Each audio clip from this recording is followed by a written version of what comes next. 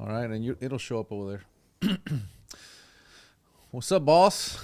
Well, here we are again. This time it's a little bit happier times than the last one. They're all happy times. So are you ready for me to grill you like a cheese sandwich? Hang on. I guess so. Let's see. Let's wait for people. Oh, my God.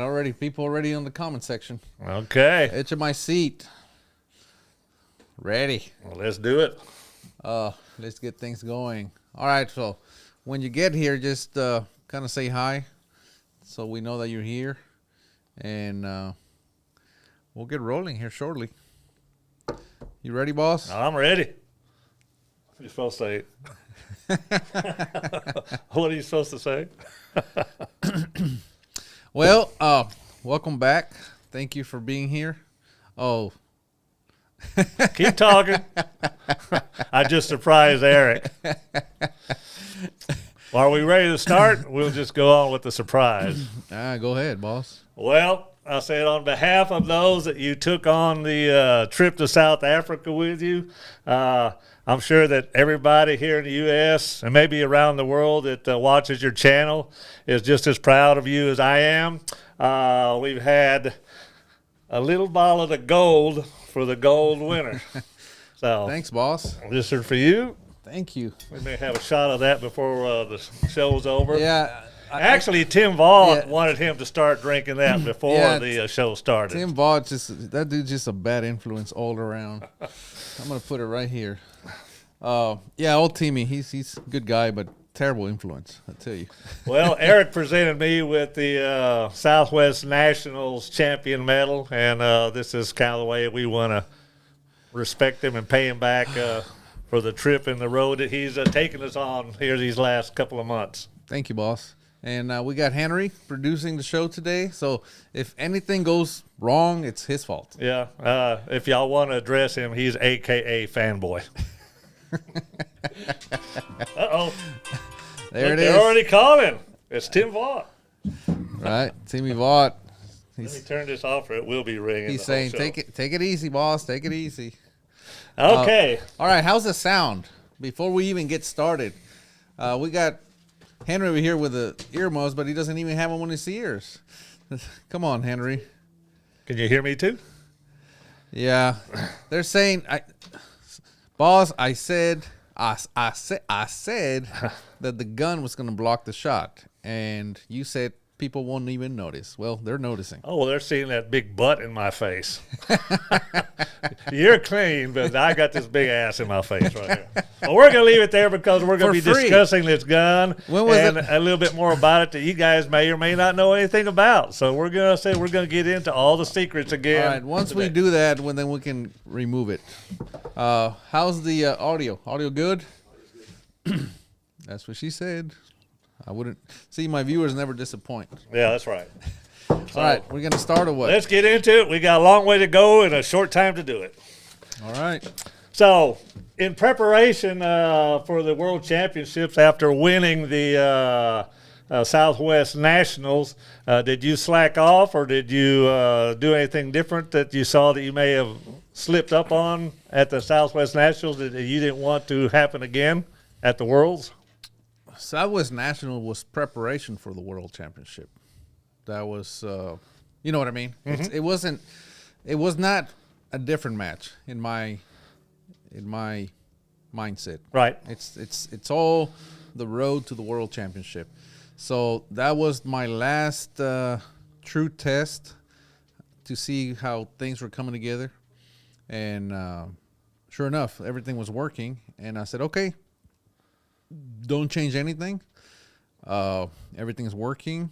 I went back and looked at my notes and, looked at what, if I could have done anything better. And I couldn't really find anything other than just keep it cool and just keep on trucking. Everything's working. Right. So that's one thing that I've always done, and I think you and I talked about when we first got together, that I keep extensive notes on the barrels, on the bullets, on the brass, on the powder that I shoot, So would you recommend keeping some kind of a diary that the shooters can look back on and start building a database on?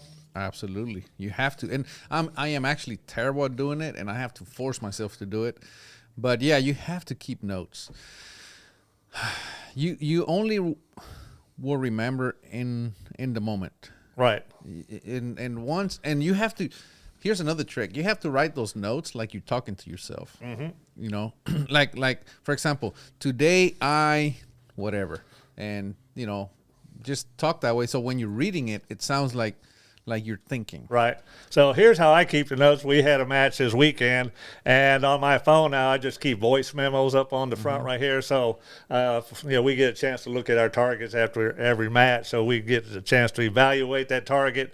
And so I'll go look at my target, I'll look at the group, and then I'll come back and I'll go to voice memo, and I'll bring it up like this, and I'll just say, match number 2, my group was a 280. The condition that I was shooting was a right to left, maybe 3 to 4 miles an hour. I saw the condition switch from 11 o'clock to 9 o'clock. I preferred that 11 o'clock condition, and then I tried it, and I was successful at it, so I think I'll try it the next match, and then I'll just hit stop, and it puts it on there. At the end of the day, I can just sit down there at my spreadsheet on my Excel, and I'll put I'll take pictures of the targets, so you can bring up little targets, and I'll bring those in there. So I develop a database with the targets, and if I miss something, I just repeat what I just said, and then a lot of times in that deal, I'll realize I left something out, but when I hear my voice repeating that, I'll be able to put that in there. So it makes it real easy. I don't have to write anything down. I used to do it on notes, but this is just so much easier. Oh yeah. Yeah, voice memos are easy way to do it. I've done videos of myself. Right. Just, I do that all the time. But yeah, voice memos are easy. Anything that reminds you or makes you remember what happened, and like I said, in the moment. Right. F class is typical where you're done shooting. Everybody wants to know how you shot, and I try to literally get away from everybody, take a little time to write down my notes. Well, but yeah, the voice memo is the same. It's actually, like you said, it's better. It's easier. Yep.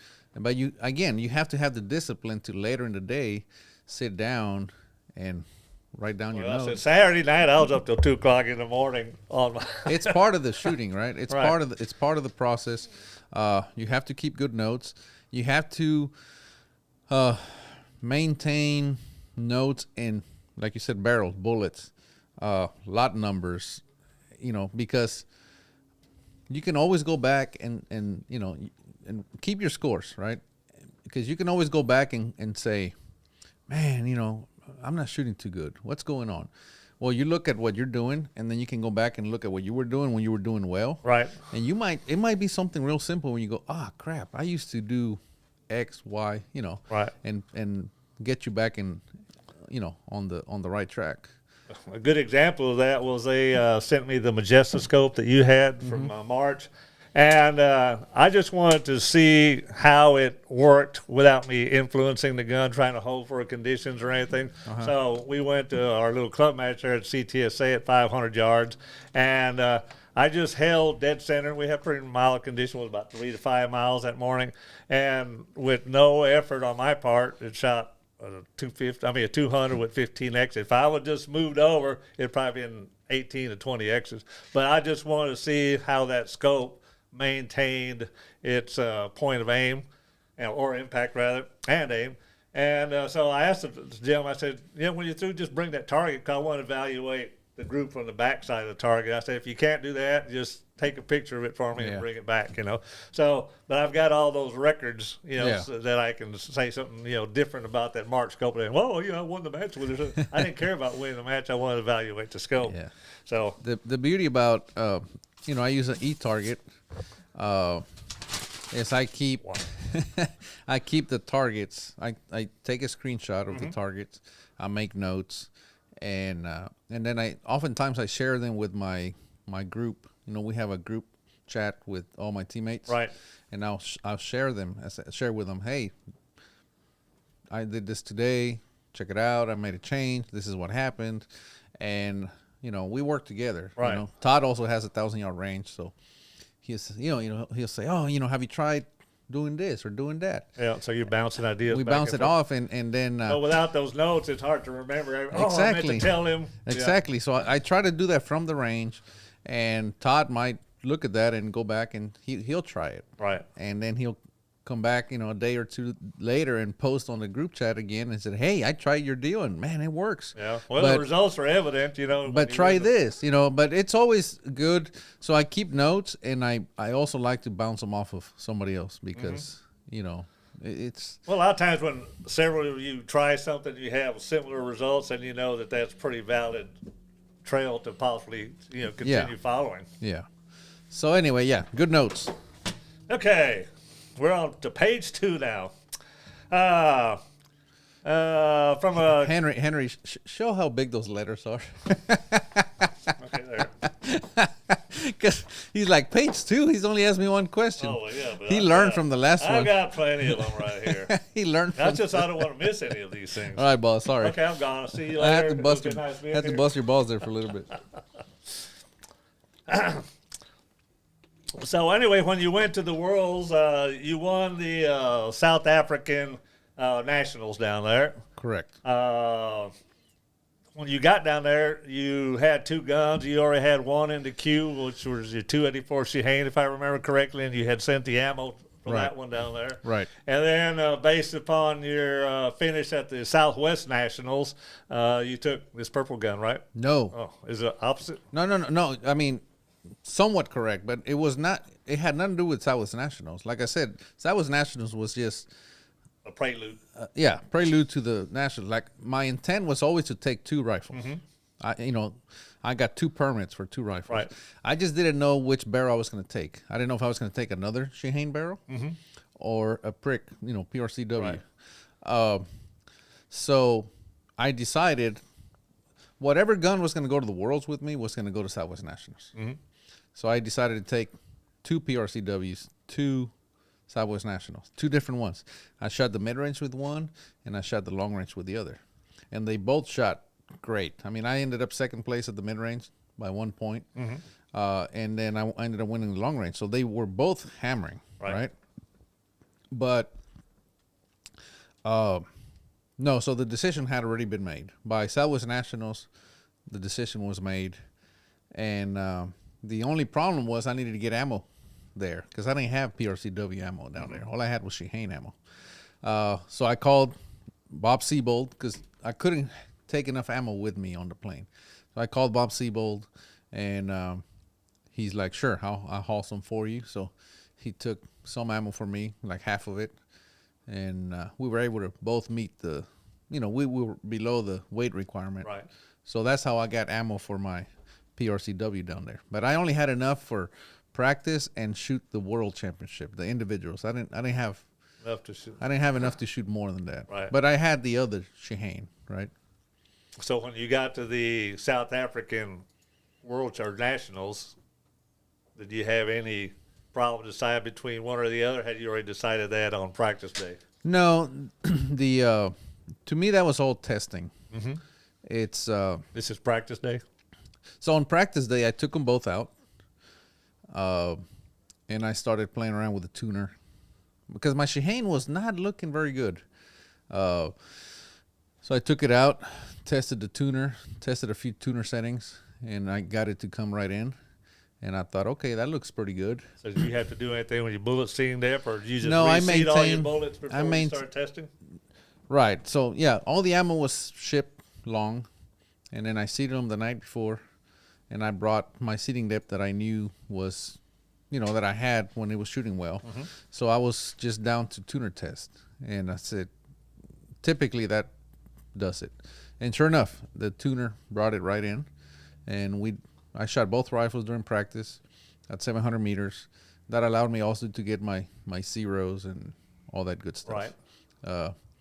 But yeah, once I got them, then during the Nationals, I shot both rifles. I would shoot one day and shoot another one the next day and things of that nature, just to make sure they were both good. And then did the tune that you had on your PRCW, was it pretty much the same here as it was when you got to South Africa, or did you have to adjust your tuner again? No, that one was good. One thing that I did before I left, because I had only shot that PRCW in about, 35 to 60 degree weather. And then Beautiful spring that we had here. I looked for the forecast down there, and they said it was going to be upwards of 90. Yeah. Well, I knew for a fact that my tune was I could drop it a full half a grain and it still shot great. Mm-hmm. So I didn't want to do that because I don't ever like to be on the edge. So I dropped it 2/10. Right. And then I said, that'll be good enough. It'll be hotter down there. I'm still in the node. I never like to leave the window. Right. You don't like the word node. Yeah, So, I hate nodes. so I didn't want to get outside that window. And so I just dropped it by 2/10. Well, when I get down there, it was actually slower. Like I should have left it alone, even though it was about 80, 85. Mm-hmm. But anyway, it still shot great. It didn't matter. So, but yeah, I alternated back and forth between the two rifles. All right. So which one do you feel was more accurate down in South Africa? It's hard to say because they were both. That's the thing. I was in a place where they were both shooting really good. Like it was not like the decision to shoot one or the other wasn't made on which one shoots better. Right. It was just like it almost didn't matter. Yeah. So what it came down to was the PRCW. I didn't have enough ammo, right? I just had enough ammo to shoot the individuals. So I couldn't shoot it too much during the nationals. Right. Because I didn't have enough ammo, I would run out. Now the Shaheen, I had more ammo for it. But I also didn't want to shoot it too much, in case we needed it for the team match. Right. So I was trying to balance, and again, they both shot great, so it didn't matter to me. So, So at one point, were you like, I wish I would have tried this thing sooner, where I could have tested this PRCW and possibly shot it all the way across the board, or? No, like I said, see, the Shaheen, I was running it pretty hot. I was actually running it, when I got down there, I was running 10 feet per second faster on the Shaheen than I was on the PRCW. Really? So they were almost identical. My drops were the same, within a quarter minute. So it was almost like shooting two PRCWs. Right. They were fine. So, yeah, there was one day where I kept thinking, because I had won the Southwest Nationals with a PRCW, and I kept thinking, well, I think that one shoots a little better, right? Well, there was a day where we couldn't shoot because of the rain, so the following day we had to make up the 900-yard stages. Right. So we had to shoot two 900-meter, not yards, 900-meter. So that we had to do the 900-meter stages back to back. So we did a Palma and finished with a 900, and then we had to make up the 900 from the previous day. So we shot two 900s back to back. So and I thought, oh, this is a perfect test, especially because it was overcast, low wind, and I thought, oh, this is really going to be the test, see which one shoots better. So first I shot the Shaheen, and I shot a 75-11, which is the equivalent of a 150 with 11 X's here. And then the PRCW shot 9 X's or 9 Vs. So they were almost identical. If we were only going to go by that test, you would say the Shaheen was shooting a little better, Yeah. But it was one of them deals that they were just both shooting really good. Well, so that was the end of the South African Nationals. Yeah, so I ended up shooting the Nationals, and when it came down to it, that I had to select, because it's pretty cool how they do it. You pair fire all the way, Right. And then on the very last match, they only bring the top 15. So all the shooting the other days only gets you to the top 15, and once you're in the top 15, then you have a shoot off. They call it a shoot off, but it's not really a shoot off. They set up these boards where you keep the score, and Right. you get a scorekeeper. Yeah, we saw those big boards that they had. And then up you string fire. You get to string fire, and they put 30 people, 15 TR, 15 open, and that way everybody else gets to spectate. So it's pretty cool. So when it came time to do that, I picked the PRCW again because I didn't want to burn up too much ammo in the Right. Shaheen, and it worked out. I dropped 3 points. I had 4 minutes on the gun, so my first shot. I'll give you that story. My first shot was I looked, and to my right there was an FTR shooter, because it started from the very far right at the first FTR shooter, and then went to the 15th, and then the F Open started, and I was the first one. I was the first one on the F Open. So the 15th, he's next to me, and he's shooting FTR rifle, and he shoots and he hits like a 4 or even a 5. I think he hit a 5, dead center. And I thought, okay, well, that's with a 308. And he was from South Africa. And I thought, well, it can't be that windy. So I put 2 minutes on the gun, and I held right 3 lines, right? And I shoot, and I clipped the 1. I almost missed the whole freaking target. The sighter, hopefully. That was a sighter. That was my first sighter. And I go, holy crap. We're not converting that one.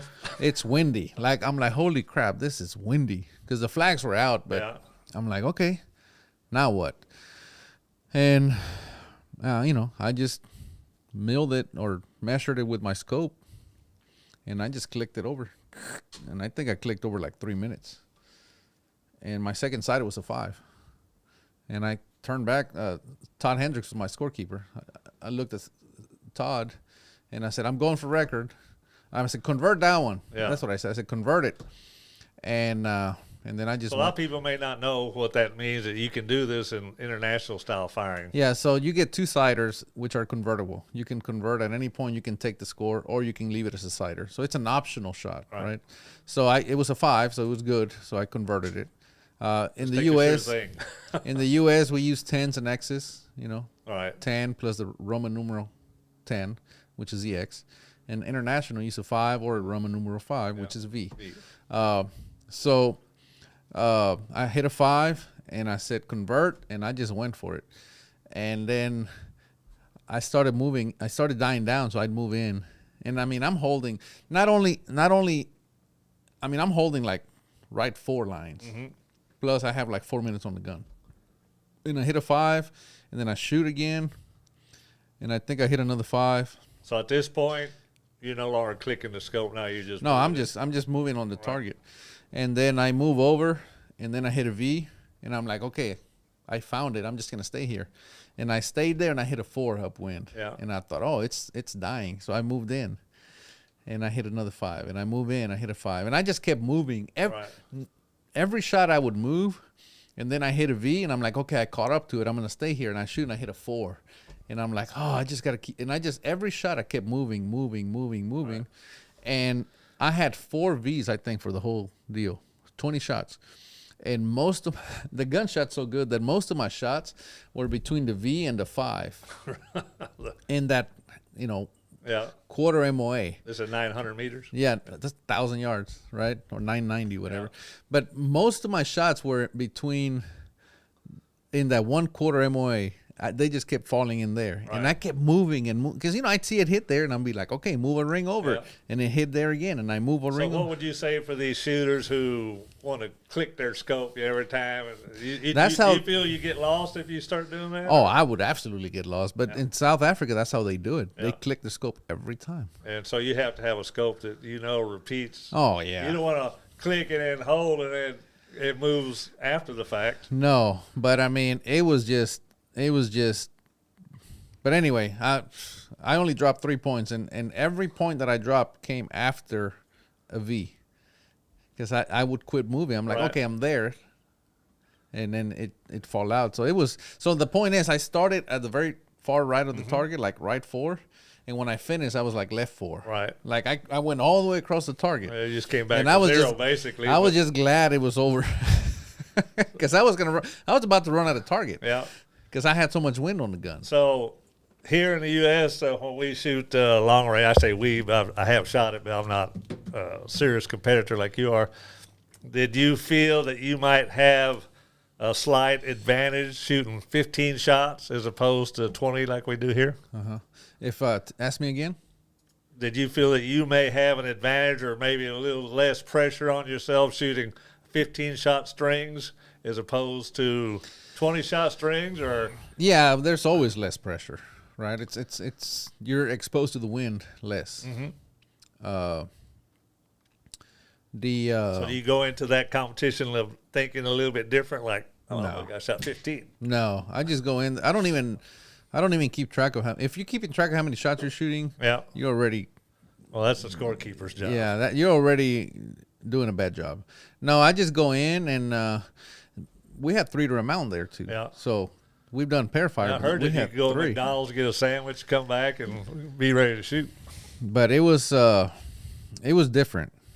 It was different enough that you had to really stay in your own game. Yeah, so you can't chase your spotter in that situation. There was no spotter chasing. You had to really, and then not only that, you had to really force yourself not to chase what the other guys are doing. Right. Because you don't know where they're aiming, right? Mm-hmm.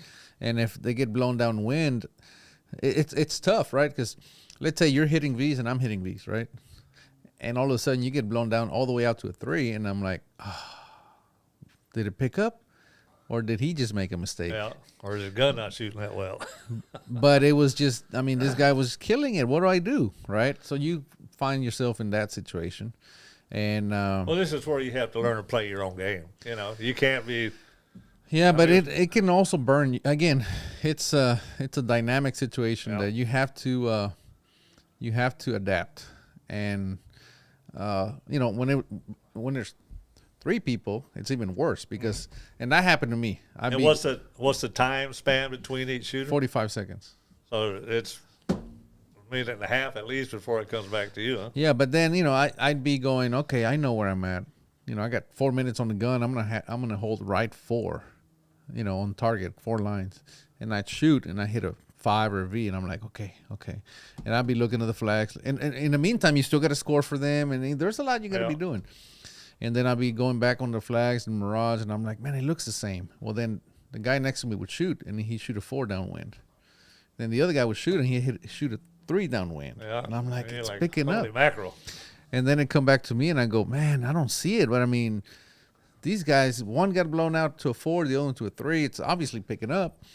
Well, I better give it another 5.5 or something. And I give it a 5.5, and I blow a 4 upwind, and I'm like, oh, I was right. Anyway, it becomes that mind game. Mm-hmm. So it's not. It's hard. Probably gonna catch a little shit for this, but the best shooter doesn't win. I mean, I think a best shooter will do really well, but there's a lot of other factors that influence how somebody shoots. Oh, yeah. You know what I mean? And that's, now I'm not taking anything away from the winners, but there's a lot of things going on. Who you get paired up with, how long they take. Some people I got paired up with Rod, not Rod. Rod Davies, the former world champion. And it was just 2 of us. The third didn't show up. Mm-hmm. And, I mean, it was just like fast. We shot fast. There was nothing there in a sense of he knew where he wanted to hold. I knew where I wanted to hold. And, I mean, we finished off quick. Yeah. And, and then there was times where I shot with other people that, I kept thinking, hurry up and shoot. I kept thinking. Turtles move faster than hurry up and shoot. Hurry up and shoot. Because the condition was holding. Right.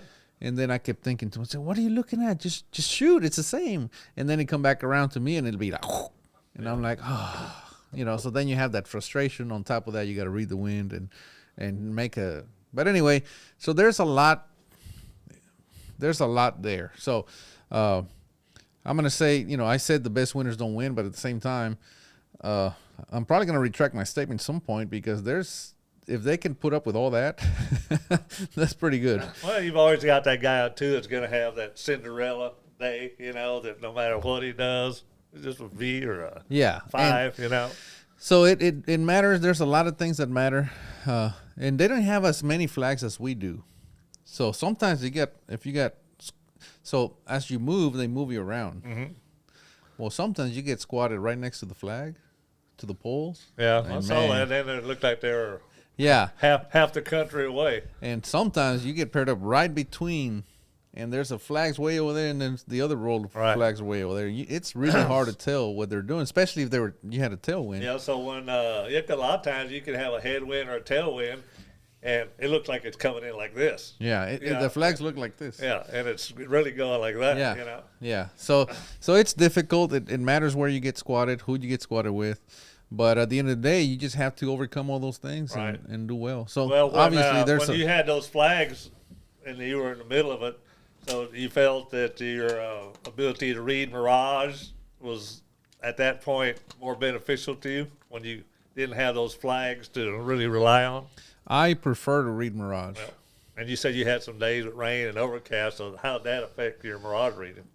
Well, they were still there. I could still see it, but some days I just had to read flags. That's all there was. And but anyway,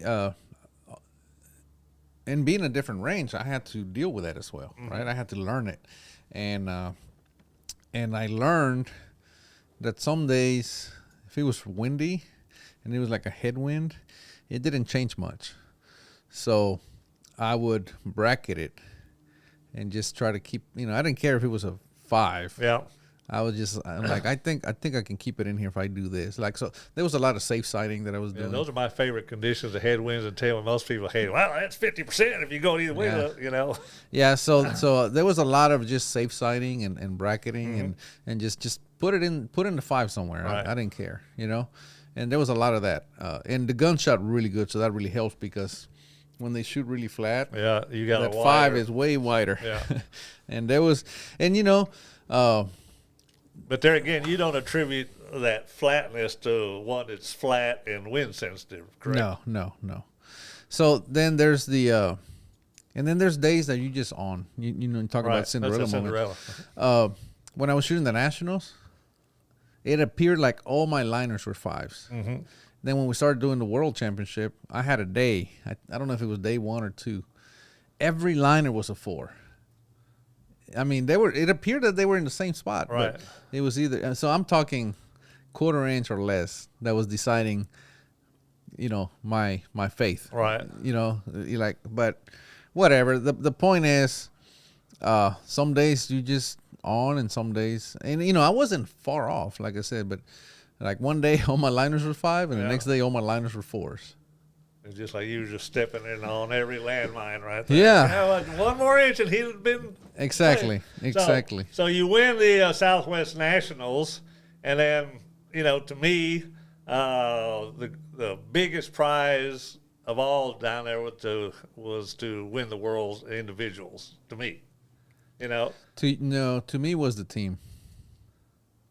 Well, I mean, that's a team effort, and I like team efforts, but, You talk about the World Championship individuals? Right. Yeah, I mean, I would have liked to win that one, but that's when I had all my flags and stuff out. Go, Erik, and every chance I get, I had to look at the deal. Where's Erik? They haven't posted nothing yet. Hurry up. But I was... so what happened? That's what I'm saying. I was saving, like, my Shaheen, I was saving for the Worlds in case we needed something. You had a team effort that you had to address, and you can't let down the team, Right. But just as an individual shooter, and that's kind of how we're raised here in the United States. I think the train of thought is changing. The more I see, the years go by, that our countries will start to enjoy a team sport more than they used to because we're all alpha males, Yeah. And in this country we were taught to, take Tiger Woods or somebody, for example, we raise that individual up to a pedestal, that's all those are individual sports. So I still have a little of that mindset, and like I said, I had all my flags and my bottle of champagne. And by the way, you saved your ass today because I forgot to get a champagne bottle because I was going to soak you down here. But don't think it's not coming. When you least expect it, it's coming. But also keep in mind, I had already won the Nationals. Yep. There. Right. So I'm like, okay, I already won. Like the trip's already worth it, right? So now it's not that I wasn't trying to win the Worlds. I was trying, I'm trying to win everything. Well, I wanted to see the Triple Crown. Oh yeah, me too. But when it came down to it, it's like, okay, like I said, I think my Shaheen shot a little better, but I didn't want to shoot it because I'm like, man, if I shoot it and somebody needs it for the team match, we're not gonna be able to shoot it. Right. So I'm just gonna keep it here just in case we need it. Okay. And again, well, they were like to close know enough. What's in people's mind when they're in there. I just won the world. I won the Southwest Nationals. Do I choose my Shaheen or do I choose? But see, now we're starting to see a little bit more of the insight into it. That I didn't have enough ammo to shoot this in the Worlds, but I did for my Shaheen, so I had to conserve on this. Yeah. So was there any disappointment on your end? When you didn't win the World. What happened in the Worlds that kept you from winning it? Well, I told you, I had one day where they were all fours. Okay. All the liners were fours, and I thought, So that it may have just been fate. It wasn't my day. So this is how I look at it. I'm like, it's not meant to happen. Right. That's it. There's no crap. I don't get upset I used to, and now I no longer do that. I know how that's like too, because sometimes you work your ass off and you've done everything you possibly can to make it right, and just one little thing just like that, So just like one bullet out keeps. I think it was the first day, and then the second day I actually had a pretty good day. And again, I don't look at scores, but somebody said, "Man, you're in the top 10 going into the last day," and I'm like, okay. Then I go to the last day and I shoot the first one in the morning and I shoot clean. Yeah, everybody in the shop walked in there. Yeah, Erik, he's gonna kick their ass today, right? And then I shot the first one. I shot clean. And then I shot the second one, and I was up there. I mean, I did pretty good on the second one. Mm-hmm. And then on the last one, they did 20 shots, and we get I get squatted, and I'm right in the middle of the range. Mm-hmm. Why 20 shots on the last one? I don't know. A new rule or I don't know. But, it's 20 shots. I get squatted right in the middle of the range. And I'm like, whatever, just keep on trucking. And sure enough, all my liners were fours on the last one. And they just, and again, I didn't get upset or anything. I was like, well, okay, it wasn't meant to be. So I actually dropped 12 points on the very last one. Right. And I was like, the guys that I was with, they dropped 8 and 10. Mm-hmm. And the guys to my right they crashed and burned, and so there's 9 people there, and we all crashed and burned. And I thought to myself, well, this might be not bad. Again, it's like you never know if it's good or bad. Right. So don't even get upset at your score, because you don't even know if it's good or bad until you see how everybody else did. Yep. But either way, it doesn't matter. It's over, right? So I go to the U.S. tent, and I'm walking by, and Bill Kaloji asked me, "How'd you do on that one?" Because I was leading the U.S. going into I was ahead of everybody on up until the very last string. I was ahead of the entire U.S. He goes, "How'd you do on that one?" And I said, "Man, I cleaned that son of a bitch," and I just kept walking. In fact, you owe me a day's work, I think, because all I could do is keep going back back to the computer, to the phone, see how you were doing. So I said, "I cleaned that son of a bitch," and he goes, and I just kept walking, and I looked over my shoulder, and he's going, like he couldn't believe it. Yeah. And I'm like, and he told somebody else, "I can't believe that." I'm like, good, because I did. And I said, I crashed and burned. I said, I dropped 12. And he goes, "Oh." And I think all of a sudden he felt bad for asking. Right. Because he only dropped 4. And I'm like, hell yeah, dude. Like, because I just wanted to have as many U.S. guys on the top 10 as possible. Right? Well, so, speaking of that, I need to interrupt you. There was a lot of big names that, a lot of people were expecting to see at the top, FTR and F Open. What were their struggles from your viewpoint? Was it their guns were out of tune? I don't know. Like I said, there's so many different things, man. It comes down to where you get squatted on the range, who you get squatted with, and then you have days like I'm telling you about where all my liners were 5s, and some days all my liners were 4s. And it's just so many things that go on. Yep. I mean, plus we were there until like 4 p.m. So you get wore out, you get tired. Right. And, I shot the whole thing. So I'd been there for, my goodness, however long, 10 days, 12 days shooting, So it takes a toll on you. So there's so many different things. So many. I mean, it's, like I said, it's hard. You almost can't fault somebody for not doing well at the Worlds, because there's so many people and there's so many different layers. Right. If it was only strictly about shooting, just how good can you read the wind, how good is your gun shooting, the results would be different. But again, when you add everything else, how long the event is, how many, I'm sure a lot of people were saving their good stuff for the team matches. Right.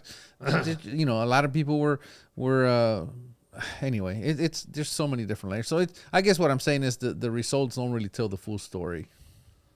That's why I think you see a lot of big names not do well. Right. Well, some of the people you interviewed, I'm not going to mention any names because it really doesn't matter, but, you were expecting, a lot higher placement, through the entire South African nationals, the world team, and then the individuals as well.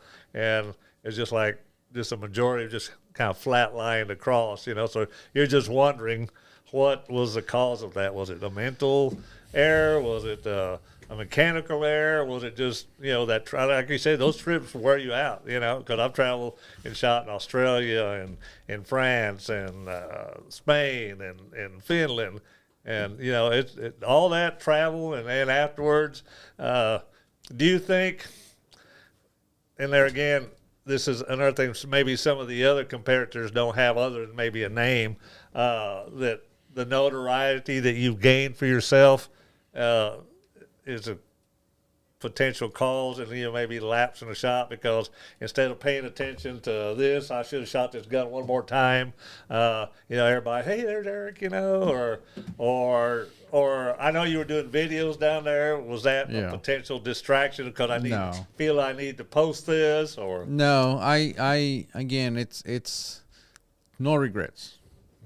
I make a decision, and either it works or it doesn't. But I don't kick myself. I used to be really tough on myself, and I don't do that anymore. Like I said, when I teach shooting, I say there's two things you can't do. You can't shoot scared, and you can't shoot mad, because either one of them leads to the other. You know, a lot of times you do well, and he said, "Man, I'm in the lead." That's why you say it's not a good idea to keep score or anything else. You know, hey Erik, you know you did great. You know, and then so that caused you to start shooting scared because I don't want to give up this lead. I don't want to make a mistake. I don't want to do this, you know. So actually filming, a lot of people may see that as a distraction, but it's a good distraction. Yeah. Like I'm like, okay, if I'm filming, if I'm doing this, I'm not thinking about the score. I'm not in my own head thinking about, I just go on with my day. Right. And again, when I shoot bad, it's like, well, it wasn't meant to happen. Well, I say those are all part of the mental game that we don't get a chance to ask you when we see the pictures. Man, Erik's doing a lot of filming. I wish he was doing a little bit more practice or something like that. You know? So that's what kind of goes through our heads when you take us on that journey with you, you know, because we want to see you do well. You know, we don't want to. Well, I did well. I'm happy. Yeah, I got tons of medals. I'm happy. Look, I'm finally the page 2. Everybody can see that page 2. So I think we've already kind of answered this one right here. You had the 2 rifles, 284 Sheehan and the 7 PRW. So was it the PRCW brick, or was it your iteration of that chamber? No, it's the Alex Wheeler version. Just 6.5 PRC necked up to 7mm. Okay. In the last video, don't get fancy with it. In the last video we did, you mentioned your Cortina version of that one right there. I know what the PRCW is, and there again, I wasn't asked not to say nothing about it, but you know, just through the grapevine, you find things out, and I would never do that to Alex to disclose any of that stuff. But you mentioned, and I've had people ask me about it, about the PRCC. That's what I'm going to call it. Okay. So in that video, you also mentioned that if somebody was interested in your version of the PRCW, that you didn't have an issue them calling. Yeah, they can call Manson, even JGS. Manson's where I get my reamers. Right. So call up Manson and say, hey, I heard you have a, copy of Erik's reamer, PRCW or PRC, whatever they call it. Well, they keep calling me and asking me about that. About the Manson interview. Has it. Call and ask for Ray Gross. Yep. They have it. And I think JGS also has a copy. So okay, that you can get it. That is not the Wheeler version. Yeah, I know it's not the Wheeler version. So we kind of discussed that on the other, but yeah, they're asking me about it. But they're you'll win with either one. Yep. So on the PRC squared, I'll call it. The dies that you're making, are they available for that particular reamer at the time? Yeah. Or have you gotten your coatings down and everything? Yeah, the coatings are good. We're getting really good feedback on the dies. We got a few people trying them. I was actually talking to Alex Wheeler this morning, and we're still testing one minor little thing that we're gonna test. That so we're doing that today. We're making them, but sending off to Alex. But yeah, other than that, are you just sending them off uncoated like these, or you? Yeah, we're gonna send the uncoated version just so we can try them. But we're pretty much there. I mean, the dies are ready. I'm probably gonna. People keep asking, so I'll probably have them up there on the website for pre-order very soon. Right. Because they're almost there. I mean, if I were ordering the reamer, I would probably call you and say, "Hey, can I get the size die to match my reamer?" It'll match. Yep. And so, if they can't stick with the standard neck on it, and they what's the neck? I saw it, but I can't remember what it was. So you have a 320, which is for turn. That's no turn. And then 315 or 315 or 16 for neck turning. So the bushing that you would recommend for those two would be what diameter? So it depends. For 320, you can go with like a 310 or 311, and for depends how when you're neck turning. I turn them down to 13,000ths, and I use a 306 or a 305. Right. And then you just obviously run an expander mandrel after the fact, and you're done. Okay. Are you offering an expander mandrel as well? Yes, we're going to have expanders as well. And expander mandrel dies that are different than anything else on the market. So I got tired of making my own. Yeah. Well, I always made my own, and then I go, oh, you know what? I should release these as well because they fix issues, Right. So when on the coating on your dies, when I get my die, what color is it going to be? Gray. Gray. Yep. Okay. Cool. You want me to bring you a finished die? Let me text. Yeah, let's show one to the guys. All right. I mean, everybody's on pins and needles and seats in their chair waiting on them. All right. Let me. It's gonna be a little while, but we'll get a die. Well, while I'm on that, and we're talking about dies, I've got a question from one of the fans. Let's see if I can find it here. So I'll give you one from the forum. I put on the forum as well, and I said, hey guys, tell me what questions you want answered. And one of the questions was, why is it that every time you talk or you're at a match, you're always hoping for high wins? Why is it that everybody seems to not want to win, but you do? And my answer was, because the enemy of my enemy is my friend. Yeah. So it's really hard to win when it's dead calm, because then anybody can, you know how it is, anybody can have a hot rifle and you're done. Your abilities almost don't matter. All right. When they have we have the same thing in bench press. When you get those comp days, all those Friday rifles that shot really well, they still shoot good on Saturday. But as soon as that wind comes up, you can just start seeing them fall off. Yeah. And so when it's windy, then I can put my skill to use. Now, that's not a guarantee that I'm going to do well, but at least I stand a fighting chance. Right. Well, I'm like you. I'd rather shoot in the wind, than not. I hate it when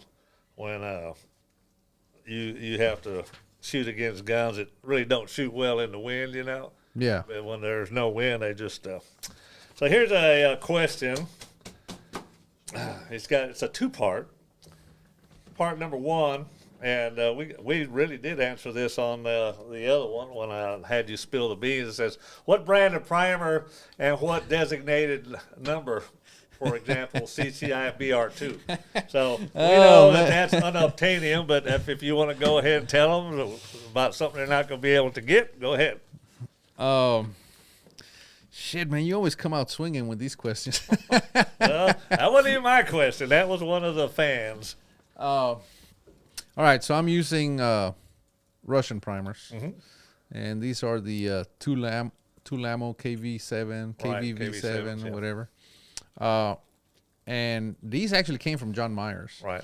When I was up there at John's, I asked him if he had any primers. He goes, well, all I have these Russians. I'm like, well, I've never tried them, but I'll shoot them. And I did, and I'm glad. So when you tried them, did you see a more consistent ES or SD or shrinking of the groups or all of the above? all of the above. I test primers. So the way I test, everybody wants to test primers by, they have a load, and then they just want to simply switch primers. And I'm like, that's not, in my opinion, how you should test primers, because a primer would change. It's going to give you the more speed or less speed, right? Or more pressure, less pressure too. Well, same thing. Which tells me that it changes, in my head, it changes the burn rate of the powder. It's almost as if you change powders. Right? So I like to go up and down, and I do another, I call it a final powder test, where I go up and down like, I can go in 0.3 increments, and I can go like 0.6 above it and 0.6 below. And, that's 5 groups. Yep. And then I'll shoot that at 1,000 yards. How many shots in each group? I do 3 or 5, depending on. Okay. But with a chronograph, I'm assuming. Oh yeah, chronograph, and 1,000 yards on a good day, and then I shoot them. But I do like a ladder test, because I want to see how they climb and how they stack and all that. And anyway, the Russians just look better. The groups look better. The shape, more round. Right. And the 210s is what I always used to shoot, and they were right there, but the Russians just seem a little better. Right. And I thought, well, let's try these, and I've been shooting them, and they do really well. Okay. Part 2 of that question. I have to agree with you. I've noticed that even when we blueprint some of the actions, and it changes the strike of the firing pin on the primer, you'll see changes and variations. So I always tell the guys, hey, if you've got a happy load and we go and blueprint your fire control on that gun, I said, when you go back, you're going to have to retune that gun. You just can't say, well, Speed blueprint this thing, and I'm going to take it out and shoot with my favorite happy load. Yeah. And then the gun doesn't shoot, and then like, Speedy, Yeah, the problem is they think, oh, well, whatever Speedy did screwed it up. Yeah. No, you changed something. Now you gotta chase the tune. Yeah, so every time we send one out, we have to do them a little lesson on. What you change your firing pin springs every time you change barrels. Yeah.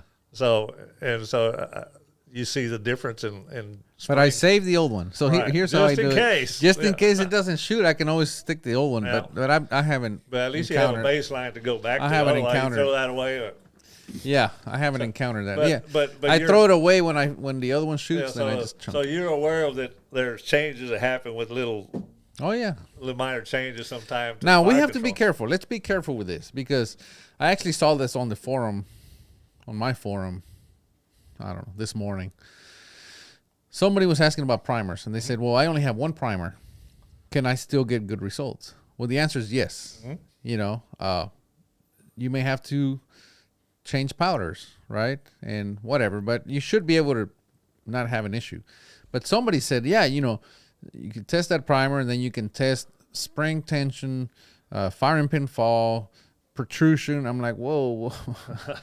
You don't test all of that. You just make sure that it's adequate. You know that you meet all the nominal specs with the firing pin protrusion, firing pin fall, the weight on your spring. Yeah. I think you said you typically shoot like a 28-pound spring. I shoot a 28. So, you want to keep that consistency in your program. If all that is in check, yeah, then everything else, you don't go start tuning all those. I mean, you'll burn out a barrel before you even finish. I was talking to Tim Vaught the other day, and he was telling me that when he tests barrels, that he tests them all with every different powder, primer, and this combination to where he gets several hundred rounds through the barrel to see which of those powder, primer, bullet, neck tension combinations seem to prove the best in that particular barrel. And I said so, and he said so. And just about every barrel I can find something that's happy. And I said, so I'm just the opposite. I said, I know that's possible, and I said I can prove it because I only have one component, and I do that on purpose. I have one lot of primers. I've got enough primers to shoot probably for 10 years. I've got one lot of powder. I've got enough to shoot for 10 years. I make my own bullets. I've got over 250,000 jackets, so I've got enough of those for quite a while. And so I make the barrel fit my components. If it doesn't like to shoot these components, I just put another barrel on there. Yeah. And then a lot of times I'll sell that barrel to you. You know, you're just getting a bench. Hey, Speed, give me one of those barrels that you're not using. You know, and you kick my ass for the next 2 years with it because you had the right bullet, powder, Right. primer, neck tension, whatever it was. It's different. So that related pretty much to what Tim was saying. You know. So there was a guy, you know, a fairly new guy that reached out to me, and kind of like Tim did a long time ago when he was a new guy. So there's another new guy that reached out to me, and he said, "Hey, you know, I got this new rifle, and it was shooting great, and all of a sudden, it doesn't shoot." He was shooting factory ammo. He was shooting tiny groups with it. Mm-hmm. But now he started reloading because his group started to open up. Long story short, I said, "Get you some burger bullets, 4350 powder, Lapua brass, and I said, shoot that." I said, "If it doesn't shoot, if those burgers don't shoot, there's something wrong with your rifle." Yeah. And he's like, "You think?" I'm like, "Just try it."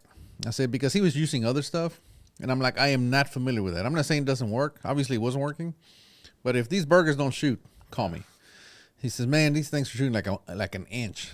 I said, "Okay, there's something wrong with your rifle."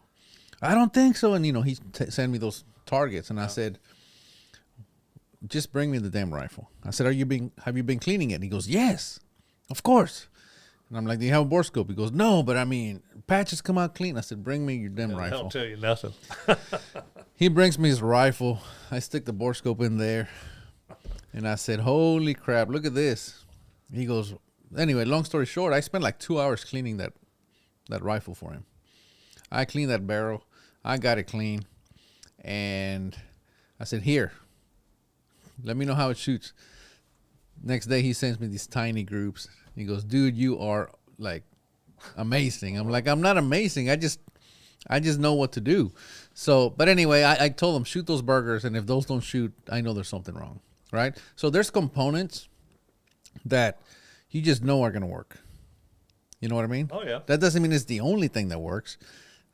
To me, it's just, you know. So anyway, that was now to Tim's point. Yes, you can do all that, move stuff around. I test primers, powders. You know, again, this PRCW is new to me. I tested a few different powders, but I tell you what, that triple nickel. I mean, it just works. How many rounds have you shot with that powder so far? 1,200. 1,200. 1,200. Well, I can tell you. Look, you want a precise number? I will tell you. That's my man right 1160. In this barrel. That's what people were asking me about that powder. And I said, you know, just like you said, I don't know a thing about that component. I've got some 8-pounders sitting right there, but I'm not shooting it, you know. But and I said, so, you know, to average shooter out there, it's really too new to make any kind of a. Yeah, you can say like 4350. It's like the gold standard. Yeah. You know. The other, I have another rifle, another PRCW, and I shoot 4831 in that one because I was trying to see which one. Right. And it also shoots really good. Yep. But I tell you what, this triple nickel, it's like I just went and shot 3 10-shot groups this morning, and at 1,000 yards, and the worst one was 6 inches, 10 shots, Right.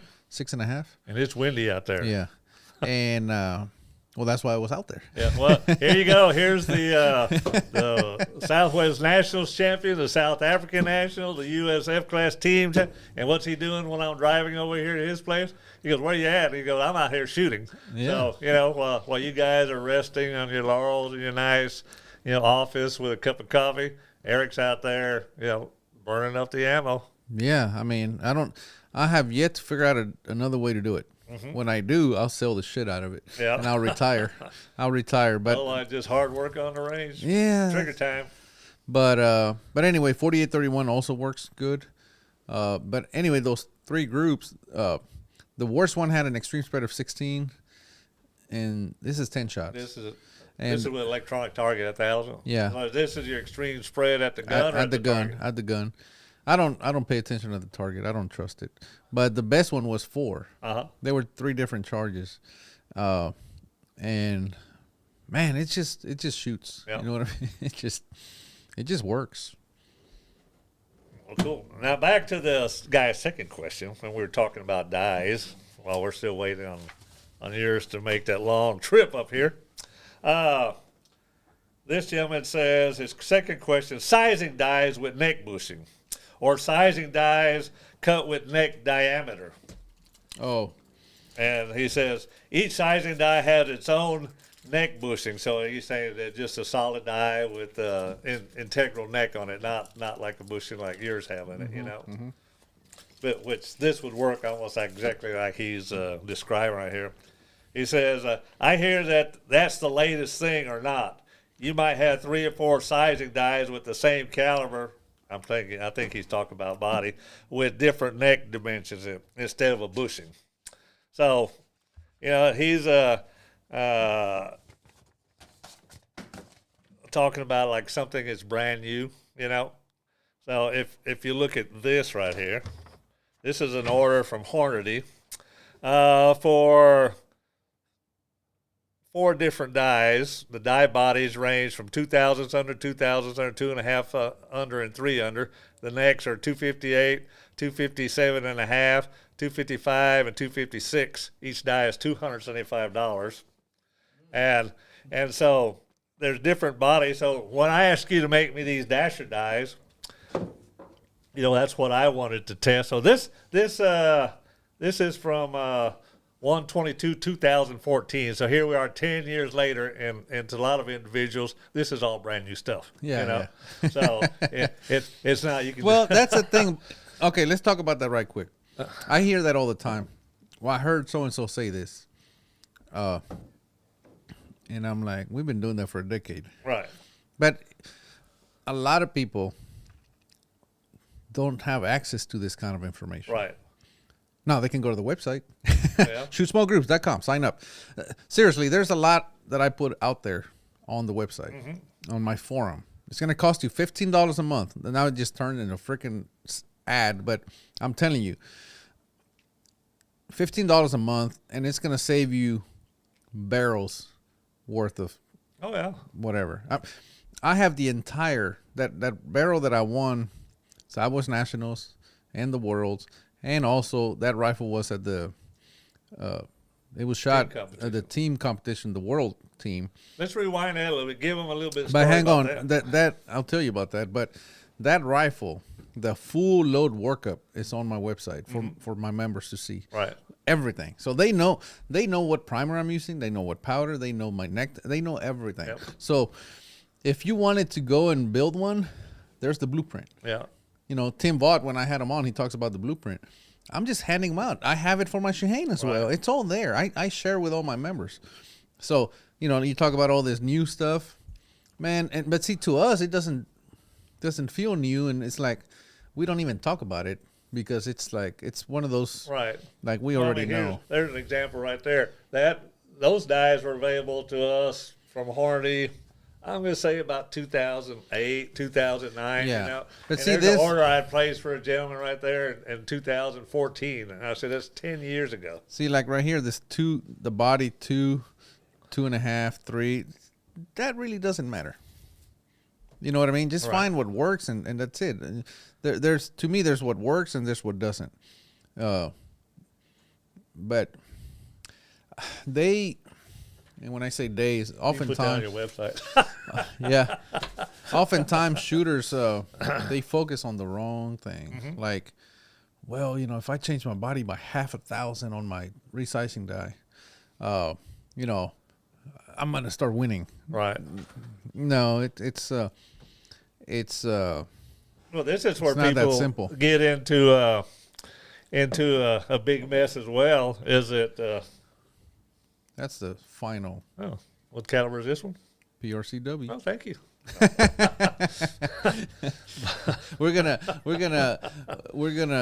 We have a metal detector on the way out. Yeah, there's gonna be a lot of metal going out here today. But I have shooters call me all the time, and this is the reason I personally don't mention these different dimensions right here. So the hotter I shoot a load, the more I reduce the body, you know. And in bench rest circles, you know, they say, well, if you move that body more than 1,500 or 2,000, it's not going to shoot, you know. And I said, well, which is going to be more detrimental? You know, me having a clicker where I'm turning my gun over, or sizing the body more where I can cycle that bolt faster and catch the condition and finish the group, you know? Yeah, yeah. And so, and like I said, when I had you make these, and I did this for two reasons. One, to do that if I want to shoot this dasher fast. But two, I didn't know how your dies and your dimensions matched my reamer. So this was just going to be the determination for that. Right. But like I said, in these setups that you've got, just like this gentleman right here, he said, I want to be able to size the body and the entire neck, you know, and that's what you've got right here, basically. Even though it's two pieces, that gives you exactly the same thing. But you've got a little bit more control over the headspace of it, you know. Yep. So, I mean, I like these dies. I can't wait to really start using them. But you know, that's the dies I've been using for Southwest Nationals, South African Nationals, World Championship. That's the die. Yeah, and so there again, when we were doing that impromptu bullet seeding depth test right there, that was the first thing I noticed. That your brass just like beak, just went in there super easy. So right then I knew that you were probably at or maybe below what Sammy's specs are for sizing. Yeah, it's is that something you would mention to our fans here? It's no, it'll work on Sammy's spec as well. But what we did is we went the other way. We made the reamer bigger. Bigger. Yeah. So you can maintain like a standard body. Yeah. Well, because, you know, when you get to the base of the case, you can't size it anymore. Right. You got that hard deal. Right. So you can't go no more. So, you know, you have to figure out. And well, that's what we did. So that's why the reamer is important. Yeah, that's what we did in PPC. Because most people see my PPC reamer prints, I say, man, that's kind of big, isn't it? Yeah. You know? And I said, and that's the other thing about people. They go, oh well, you know, when I talk about dies and you know whatever my chambers, and they go, well, you guys are F-class guys or benchless guys. You guys have like 2/10,000ths of clearance. Hell no, I'm sloppy. Like I got like 5,000ths. Like it's sloppy. How often do I say I'm sloppy? You know? Yeah, I mean that brass. I think they're looser than Sammy's. This is the case. Right. The PRC, you know, the Sammy spec is 533, and we're at 535. We made it bigger so that you can use like a standard Sammy resize die and have it size it at the 200 200 line. So if you go with the standard Sammy specs on that case, you're gonna have trouble. Click, click, yep. Every time you so anyway, you know, it doesn't mean we make everything tighter. There it is. Too bad that camera won't zoom in on this baby. Oh, it will. Here. Hold it. And hold your hand like this and next to it. Put it in front of your face. It's picking up your face. Oh, well. No. It is a beautiful face now. There you go. There's the dice. Cortina Precision. It's got the decapping pin built into it as well. Yep. You want to describe the how these work real quick? All right. So can I ask you one more question before you do that? Yeah. On your bushings, you know, the original S die was designed with about 25 to 50 thousandths gap where the neck wasn't sized, so that portion of the unsized neck, especially if you're shooting off the land, you know, would still align that case pretty much with the chamber. So it leaves it about thousandths undersized. So are these, I saw the bushings that on our initial beta test models right here, they had the shoulder come right to the neck. The neck and the shoulder just meet at that point. Are you? Look at the other one. So this is where we're going back and forth. Like I prefer it that way, to where the base doesn't get sized. Mm-hmm. I also think too that helps when you've got a bullet that's potentially going in past that donut. So since you didn't size that, you're not constricting that area even more. Right. But you know, this is one of those things where people go, well, you know, I wish it sized more, and I'm like, well, why? Oh yeah. Okay, so yeah, you did do that right there. So and they go, I wish we'd size more, and I'm thinking, well, you don't need that. Yeah. But you know, it's one of those things where. Well, if you've set up your reamer correctly, you know, based on a particular bullet, which in this case, I'm going to say 99.9 tenths of them are going to be burgers, you know, you can set your reamer up in the free bore and the throat angle to where that boat tail doesn't even go into that place. So why do you need to size it? Yeah. When you've got the benefit of that case, lining itself up with the chamber. So I'm glad you did that. I love it. Yeah. So anyway, there's just multiple, different things. And those are some of the things we're testing, right? I'm sending some dice to Alex because he wanted me to test something different. This right here now takes the place of this? Yeah. Okay, cool. Yeah. Yours was just... But I tried sizing with that, and the whole case was not. I did. One guy did. Well, the bushing goes underneath. Well, you have to explain to him. Well, that's cool. Yeah, it says no coating better. No, they're coated. So do you have a little spanner to grab these, or you can just take a punch? Okay, put it in there and lock it in place. Yep, and it's got two screws 90 degrees apart because it always seemed like doesn't want to cant. Well, that plus it always seemed like every time I wanted to tighten it, something was in the way. Oh, it's also that ring. See how it's flat and rounded. The flat side on that ring, right, is the true side. What I mean is the threads were cut on that side. So you square that off and thread on that side.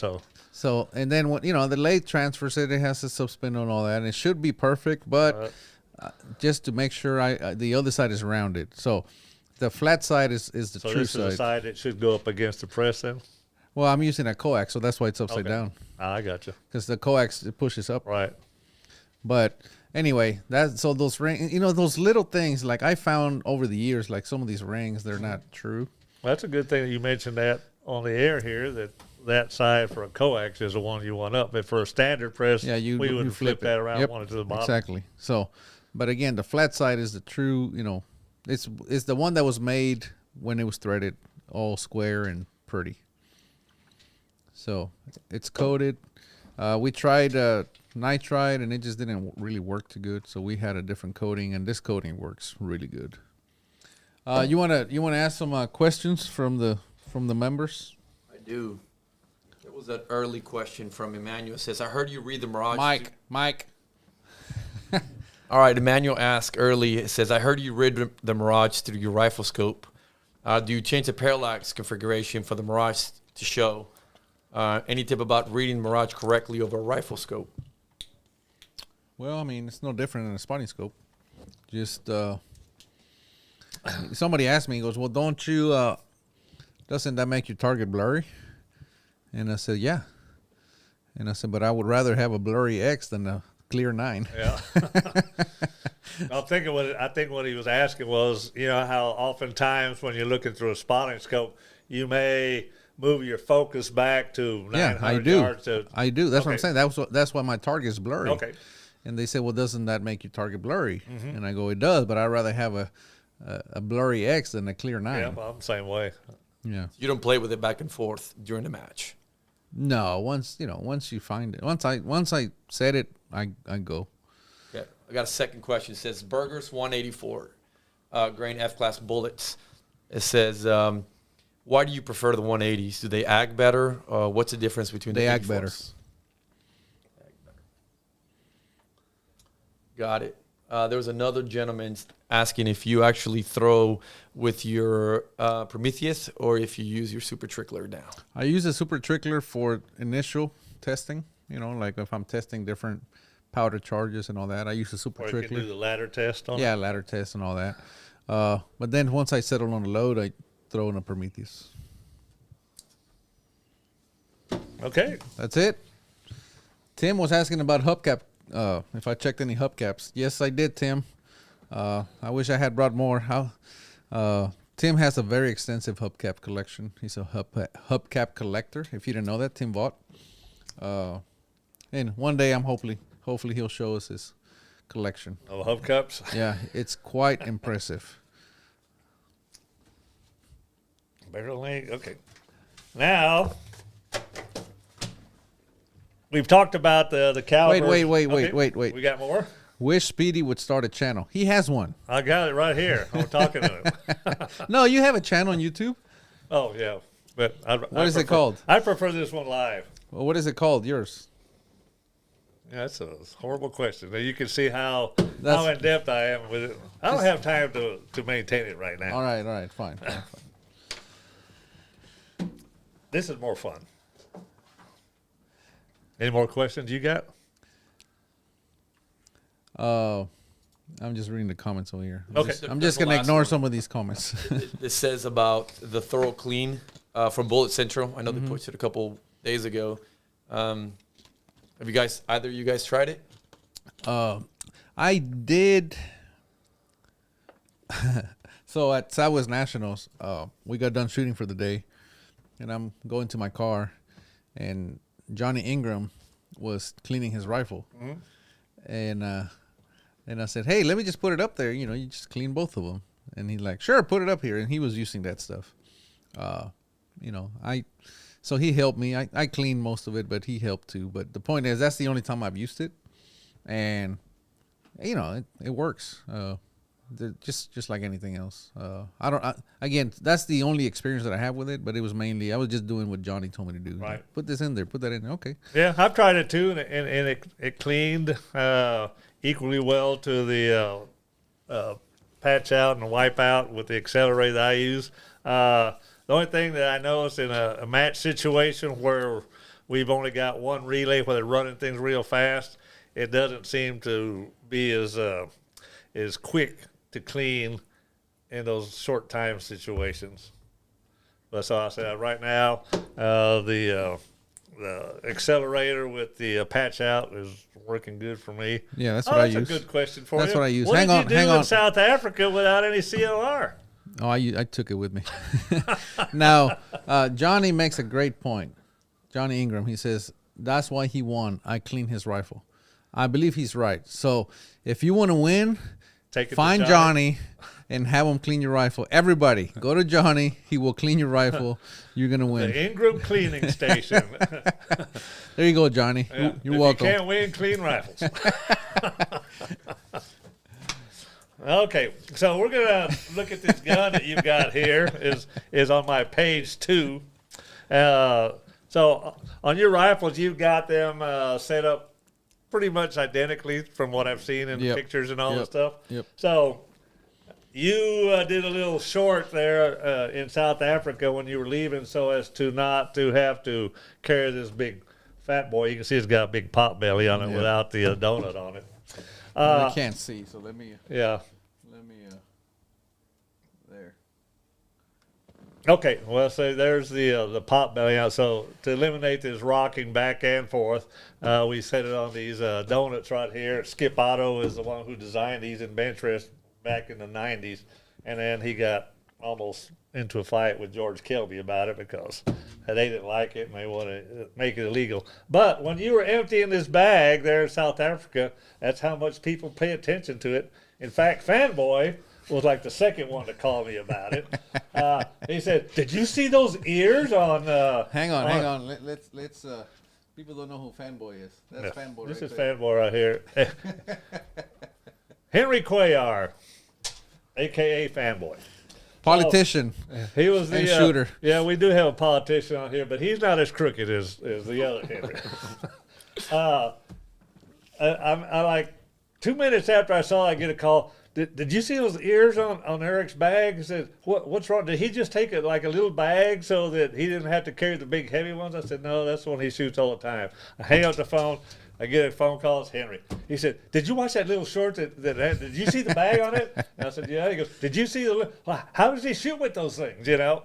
And I said, well, here, let me correct this and fix the enigma of this bag up for you. And I immediately sent him the pictures of the Shirley Brothers stock you have. So this bag is set up for this stock, correct? Yeah. And I think even when we were doing these things, we had to straighten these things out to make them where they were symmetrical on both sides, so the gun would track, in line with the front of the stock right there. So, is there something that? And I've got this bag backwards, right? No, you had it right. That's right. That's how I use it. Okay. Because otherwise, I see this thing will hit that would Okay. Yeah. So, is there something that you feel is an advantage, or this is just what you started with, and this is That's what I started with. That's what I started with. And that's it. I just made it work, and it works, and that's it. Okay. Remember, this stock had a different action. Right, in it. had a Stoll Panda in it. Yeah, and when I started shooting the Bortons, I told you to switch it out for me. Right. And yeah, your poor daughter no longer has a beautiful purple stock. I'm just saying. So, but anyway, so that's how much I wanted to keep that stock as it was, because they're identical. I hate changing. More of them. No, I hate changing them. Will he make you another one? If you want. I don't know.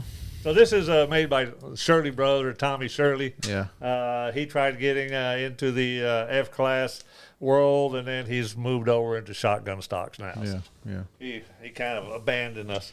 So anything else about this stock that's a little bit different?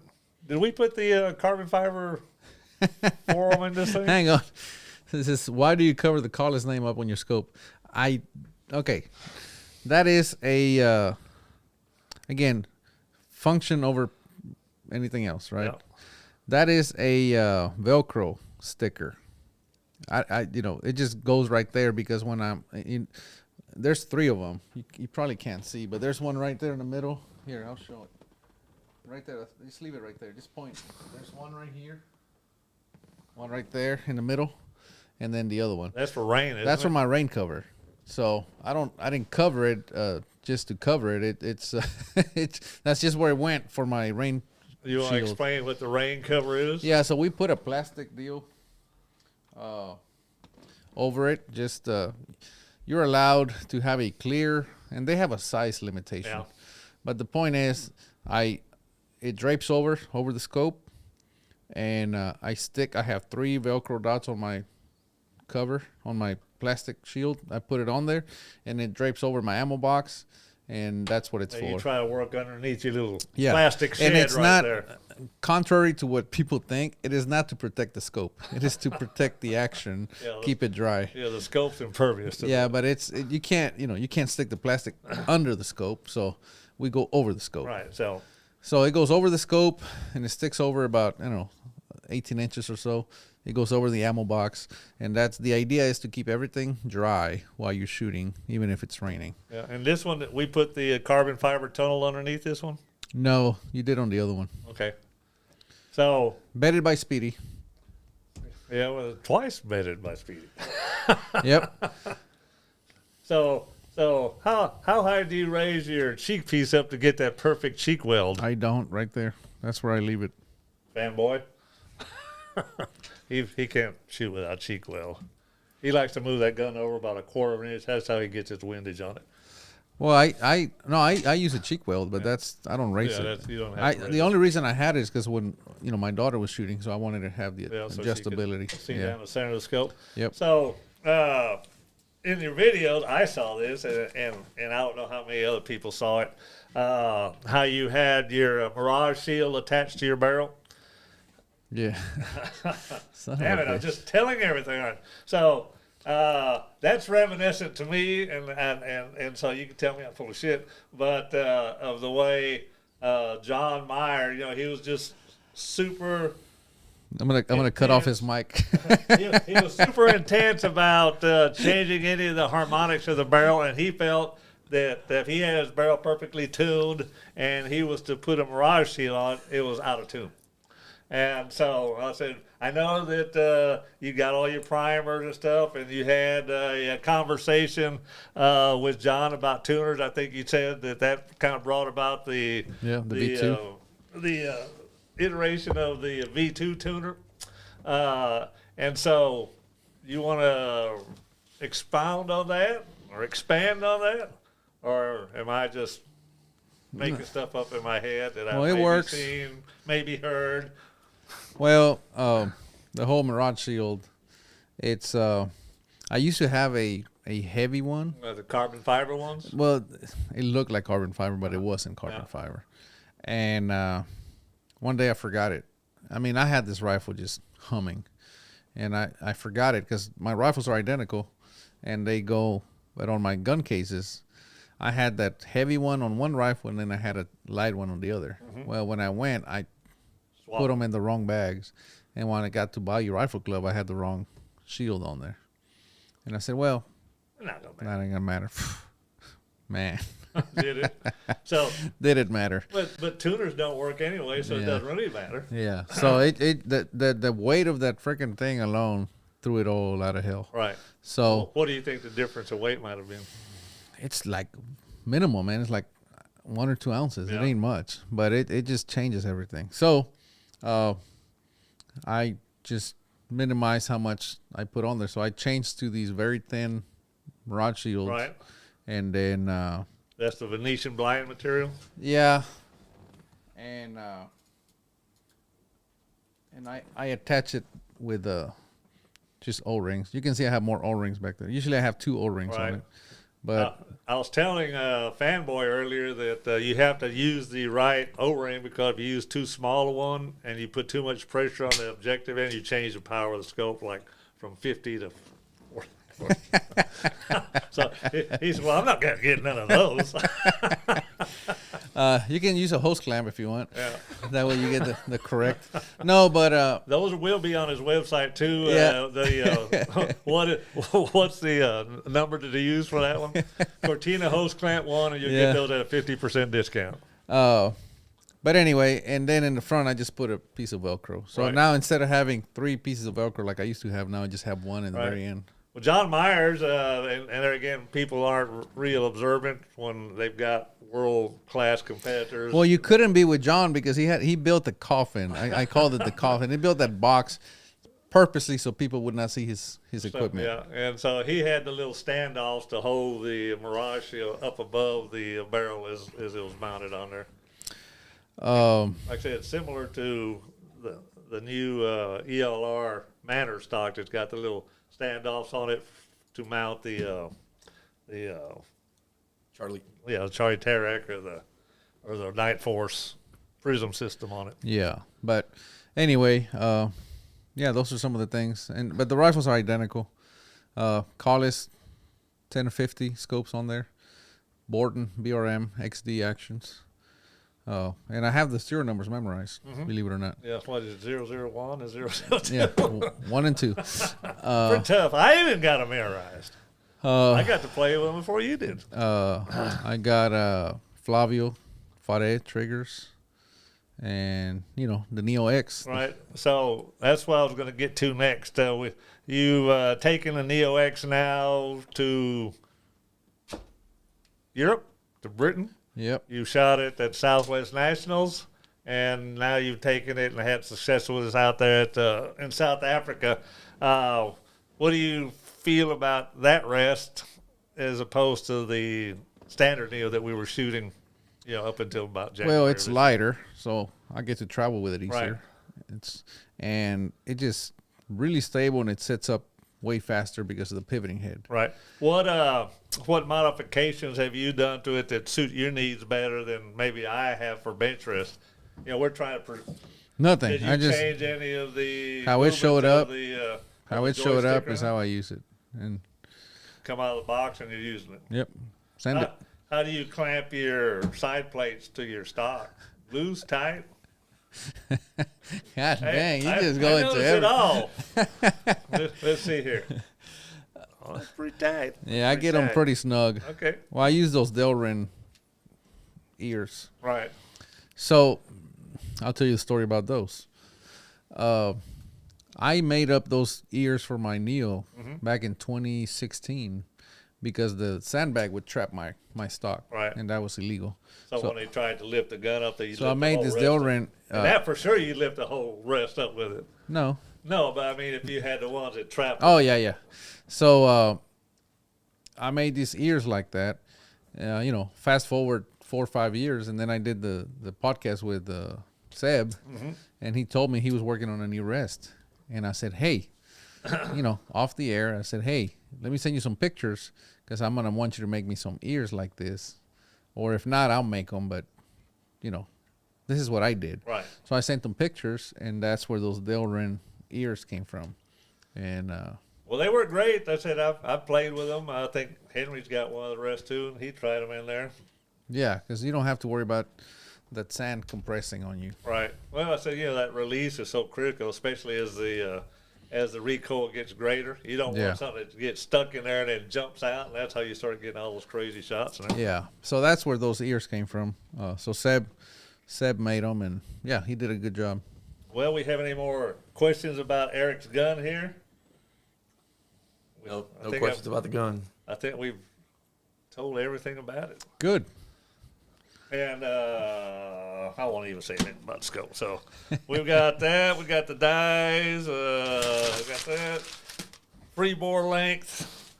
Do you want to discuss anything about your free bore length and free bore diameter and your PRC squared? That's what I'm going to call it from now on. Free bore diameter, 285 or 285.2. Just a little. We've been using the 284.5 for so long, but some of those bullets are 284.7. Right. So they were, sometimes I would feel like, man, this freeboard is really short. Well, it wasn't short. It was bullet scuffing inside the freeboard diameter. So we started going to bigger freeboard diameters, 285. I have people argue with me about that all the time. Why I make mine so big, and I said, wait till you try to establish just a touch on that rifle. You can't do it with that small freeboard diameter. So that's what 285 or 285.2, and freeboard just a standard 225. That's good enough. That's the same as I use on my Shaheen. Right, and the range you're using the one piece ring mount configuration. Yeah, this is the near mount. The near. And they're made in Canada, correct? Yeah. And what does a set like that cost? If somebody was curious, I bought them a long time ago. But lately, I've been using MDTs, also made in Canada, or I've used Masterpiece arms. I mean, I just like one-piece mounts. Have you tried any of the spur mounts? I haven't. I had Hack-On the show, but I haven't used this stuff. I have to sell the rifle to use his stuff. I have to sell the scope. No, I just never have used it. But he uses, his stuff is good too. I think one-piece mounts is the way to go. Quality high-piece mount. Not. Yeah, don't get the most expensive set don't get the most expensive set that you can get at Walmart. Yeah. So yeah, I mean, just the quality. Again, MDT is what I'm using lately, but I also have used Masterpiece arms. And, of course, near, spur mount, any of those, high quality. Do you, and this is where I see a lot of shooters who are kind of new to the sports, regardless whether it's F-class or bench press or PRS. They don't know how to position the scope correctly on the gun to where when they get behind the gun, you get your full field of view. I'll see people... they have it too far forward, maybe because they've got two-piece rings, and this is as far as they can get it without hitting the bell or the turrets right there. So they're crawling up on the gun, So, I'm shooting free recoil. How are you doing that when you got your shoulder and everything? And then at the end of the day, you say, man, look at how the gun kicked me. So, how do you address that in your own personal shooting? Well, obviously, you got to set it up when you're prone. Right. I set it up prone. And I literally just get behind the gun, close my eyes. Get comfortable. And then I open my eye and see if it's full or not. Yeah. And if it's not, then I move it, and I just play around with it, and then I snug it down. And then, I have a setup. I use the Short Action Customs little leveling deal. And then I have across the room, I have a string line. Yeah. Plumb bob. Yep. But I just use very thin string. And then I actually have it on my mill table. Right. I clamp it on there and then I move it over to the string, and then I can always just click it over and make sure that it's perfectly plumb. And then I use the level on the scope. So then this is a whole process. So hear me out. So this is critical. It is critical. So, and this is why. So I get it on that Short Action Customs fixture. Right. And I get it perfectly plumb with the line, with the plumb bob, right? You're talking about your vertical crosshair? Vertical crosshair. Yeah, plumb. This is level. This is plumb. Right. So I get it plumb, and then I have a level on the tube itself. Okay? And that level never moves because now that tells me when that level is level, the crosshairs are plumb. Right. Okay. And now I take it to my rifle and then I put it on my rifle. Okay. And then I put, God dang those things, a parallel. Yeah, adjustable parallels? No, just a parallel from the mill. Okay. I just put it under the stock with a rubber band. I put a rubber band, and it's just under the stock that hits on the bottom where it's going to sit on the bag. And then I put a level on there. Right. Okay? And I get that level. That stock is perfectly level at the bottom. And that the level in the scope is not going to be. Right. Because that stock is not sitting perfectly with it. Correct. Right? So then I rotate that scope until that level on the scope is level with the level on the bottom of the stock. Well, that's how you have to set up to where they track in conjunction with each other. Well, yeah. And you'll see I've got one of those at the house. So at this point you can twist the level as long the scope as long as that level on the tube doesn't move, right? So I put on the bottom of the stock and then I level that scope. I rotate it until they match up. And then I tighten it down and I'm done. And then when I do my other rifle, I do it the exact same way. Right. And the reason for that is if I'm shooting one of my rifles and my rest is all set up and then I got to switch rifles, they're perfect. Right. It used to be where when I didn't do that, You'd be leveling the legs. I like, new rifle, I got to level the whole thing. That's why I've got some of my guns. And in fact, this weekend, that you mentioned that, one of the guys, and I can look at this one. If you just looked at, your scope's crooked. Yeah. Or you could, if you wanted to, you could set up that rest and use the level on the rest. Right. And then turn your scope, whatever. But however you want. That's just so that when you switch stuff, everything's the same. Yeah, but that's what most people don't understand. That forearm is the tracking surface of this whole gun. That's where it all starts, right there. And so you have to be very, very careful that everything else matches up. That's why I've got that tracking fixture when I set these things up. Yeah. To make sure that this is running, parallel with that up there in the front. Otherwise, you may get that coming back, but your butt might be wanting to track to the left or the right. Yeah. So all that matters, and that's why that's why I don't build new rifles because everything's set up. It's like, okay, it takes a long time to set up a rifle. That's why I've got 4 or 5. Everybody, well, you sell guns all the time, but you always keep those for us because I know them. I know what they do. Yeah. Yep. They're all happy. So the only thing that we haven't addressed, we've got the new tuner on this gun here. Oh, yeah. And John Myers and in the bench rest and the rimfire community, they kind of look at tuners just a little bit different, and so I know that John Myers' last tuners were similar in design to what the rimfire shooters and what the bench rest shooters have been doing, where the weight is ahead of the crown of the barrel. So this is a Bucky's right here. This is not an Ezel, but this is a something else. Harold's. A non-EC tuner. Yeah, it's not a non-EC tuner.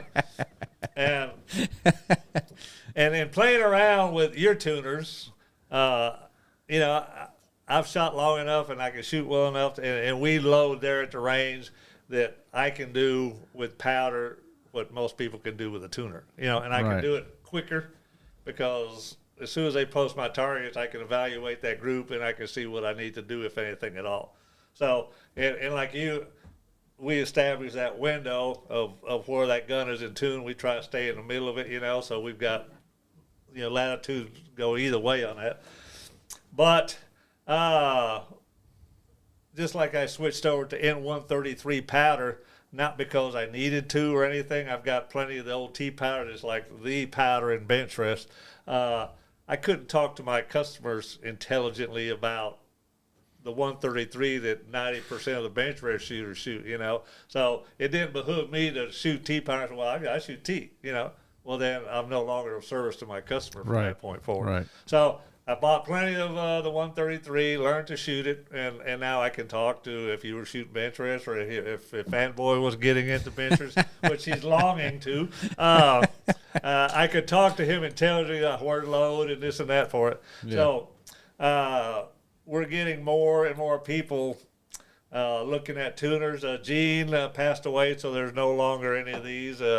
PMA is making a version of this as well as another gentleman. And I think you're dealing with Brian Zolikoff too. Yeah, soon. He's wanting to test one of those too.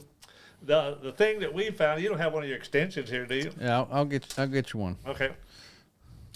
So what we've been doing, or what I've been doing, and this is the way I'm going to play with the EC tuners, is that I want to put the extension on the gun, and then put your new V2 tuner on the gun to where it moves my tuner out in front of the crown.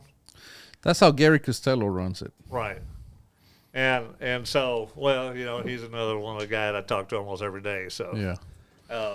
When he was asking me about it, I said, yeah, if I had to do it, this is the way out, because this is what I'm familiar with, you know. Yeah. And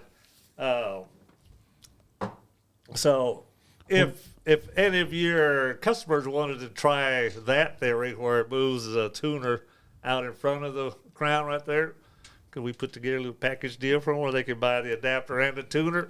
Sure. So, yeah, I mean, what's the number that they need to do? Yeah, you and I talked about this, and you know, obviously, I don't use them. I don't use because I don't like the fact that they get dirty. Right. Well, these will, but you know, with your CLR, you just look. I understand, but that's my point, right? It's like, you know, that's the one thing more to clean. But a lot of people, you know, like Gary's, like, I gotta have that adapter. Put an extension on there. Put an adapter. You're good to go. Right. Yeah. So one thing I do like about the adapter too, and I know that John Krieger and Bartline have all said that, you know, they feel that with the cut rifle barrels, and machining that down doesn't affect it, you know. But you and I both have the Deltronic pins that graduate 1/10 of a thousandth, you know. Mm-hmm. And I'm gonna say that there's that maybe 1 or 2% of the barrels. I tell you what, if you really want to do that, because see, that's the thing, right? With the tuner, you're only turning it down to 1 inch. Right. But if you can do the adapter, you know, I think the biggest one we make is like 900. So you're actually turning the barrel down more. Yeah. But if you absolutely, I guess we'll see how many people. If you shoot some of the tapered barrels, and if you shoot the taper, we already have it covered, right? But if you're going to use an inch 250, we can always make a bigger adapter that has a bigger thread. Right. Like, you know, because I mean, if you're going to use an adapter, you don't need that much thread. You just half an inch. Mm-hmm. You know, if you're going to use a 1 inch, a 1 inch 24 or something. Yep. So that you turn, you know, by half an inch, that'll be plenty. Well, yeah, just to hold the adapter on there. What I'm getting at, if that's what you want, that's what I'll make you, Speedy. Well, that's what I want. but right now, your 932 fits our barrels perfect, because most of our diameters are just slightly over 900. So by the time you clean it up, thread it, done. I mean, you've taken off 8 to 15 thousandths at the most. Yeah. So even on our heavy varmint barrels, you know, they're only 950 at the muzzle. So that's one way to go about it. Put an adapter, which we already make. So with that being said, and you let me call Clay right quick. Okay, go ahead, keep talking. With that being said, and you doing testing all the time, could you take one of your barrels and test one opposed to the other? I could. Let's say you got a load that just hammer it.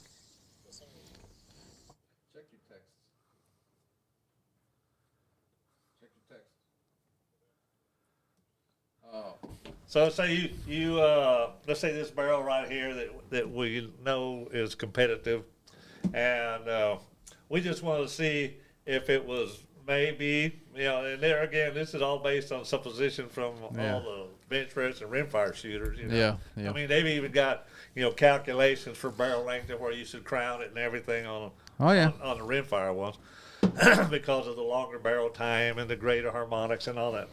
Yeah. I'll if you want me to do that, I will test that for the first time ever in my life, because I've never done that. Well, we run just to see if it's easier to maybe establish a window, not a node, but Yeah. Well, I've we'll call it the Speedy window. obviously I've talked to John Myers, so that's been in the works for a while. Okay. So yeah, we are actually. I will let out the cat out of the bag. I am actually. We have some made that we are testing. Okay. Because again, John Mayer believes in it, and I obviously trust him. All right. Well, So, it's hard to kind of argue with John Myers with all the yeah. So the records he set. yeah. But then we pretty much shit canned all those projects because then I found out tuners didn't work, and I'm like, oh shit, I'm That's wasting right, my they time. Don't work. Damn it. Well, where's the trash can? Fanboy just dumped these things. Yeah. Well, like I said, we started out. I'm joking. I'm joking, obviously. Yeah. But yeah, we are testing a lot of different things. But right now, because of the World Championship, I've been way too busy Right. testing. So these, and I can give you this, but this is what John Myers started out. This is what most bench race shooters started out. It was these little discs right here. Yeah. And there again, the amount of movement you had to do with those two right there, you start slightly off the end of the muzzle and then start moving back. So you really only had one way to go with them. You didn't have, like in UV2 tuners, now you have the opportunity to move forward and backwards. You want to keep that in the archives there. I have them. Tuners have used to be, you probably got some from John. But like I said, those only gave us one way to move them, was back. And so a lot of times you had to move them back and back and back until you finally saw. So a lot of times, since these were not concentric, they were more like a lobe on a cam, as you'd move around. Your group would move around the target, but the groups wouldn't get any better until you moved them way back. Yeah. So all that matters, I think, but here's another disclaimer, right? You can't take a bad gun and make it shoot good. Like all these things, you said it earlier. Can you take one of your really good guns and test it? Yes, that's what you need. Because that's the only thing that's going to show you those minute, you talk about how, the group moved around. Right. Yeah, if you have a gun that shoots this big, you can't decipher that, So, when I have guns that shoot really, really good, that's when I really like to test different things. But right now, I'll let Fanboy read number 4. So 4 starts on here and goes down the next page right here, since he's such a great reader. Says, hi, Speedy. Erik has been using tuners for years now. So how, being the designer, one would think that he would know how and when to adjust a tuner. Says, with reference to weather conditions, group size, directional twist, and tuners being in or out accordingly.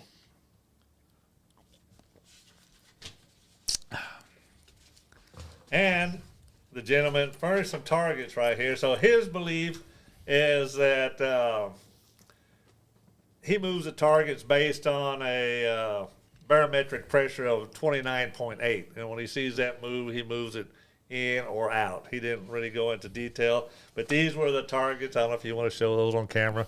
Those are the targets he set based on his tuner movements. okay. And I guess he was trying to learn as to how Erik Cortina would possibly know when to move his tuner in or out, or does he base it on?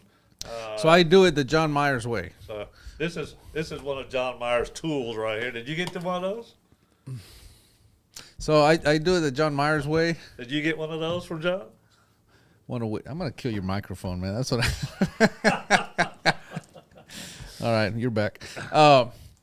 So I do it the John Myers way, which I was sworn to secrecy by John. So We don't have to give all the details, but there's certain ways that these things have to work. yeah. So yes, you can tuners. They fall out of tune, or barrels fall out of tune, and the tuner, just like when you did that guitar experiment, Right. and you talked about if you have a barrel tune here, and then you turn it, Right. it can go out of tune. Just the way we move that. Yeah. Well, some dumbass online made a joke out of it, and I didn't even address it because I'm like, he doesn't get it, right? For example, when you switch one barrel from one rifle to another, sometimes those actions aren't timed properly. Right. And it might end up over here now. That's what you were talking about. Right. It's not that you're going to cant your rifle that far. Yeah. It's that your barrel is going to end up, if you switch it from one rifle to another, it might end up, and now you may be out of tune based on that, right? So that's, there's so many things. But again, it takes a really good rifle. Now, this guy, he does have a good rifle. But, yeah, anything that you can come up with, I'm sure there's a million different ways that you can track how tuners work. And how you need to move them. Do I know how? Yes. John Myers told me how. But so yeah, there's a way, and you can, and that's what I did when I got to South Africa.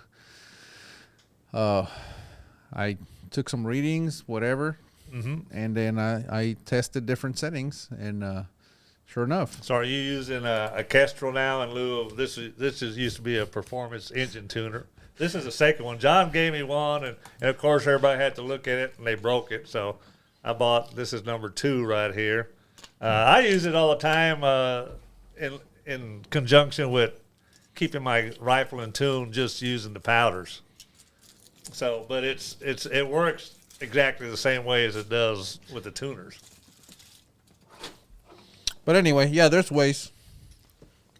Oh, you want to talk about the adapter? Yeah. So this is the adapter. But look at, how's that? Mm-hmm. And this is Erik's V2 tuner, which I'm sure if I mess with it long enough, I'll gall it on here. That has never happened yet, has it? No. I had it. Okay. There we go. So if this were the barrel, the adapter and the crown of the barrel would be pretty much flush or flush, correct? Yep. And I'm assuming that's how that one is on the end right here. Well, it started like that. Yeah. Now it's tuned. Right. Yeah. So, but what this does is this moves the tuner, this far. What are those threads? They're 1 inch long. That's the threads are The threads inside the tuner are like 750. 750, whatever.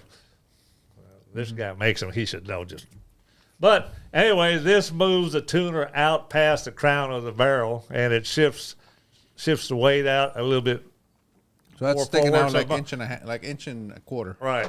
So, if y'all remember some of the things we were showing with the sine wave right there, as we move that weight further out, you could see the amplitude change right there. So this is the belief that the bench rest shooters and the rimfire shooters have, that weight further out right there slows down that amplitude, or actually it increases the amplitude in some cases, but and the frequency changes as well. So that's what I'm saying.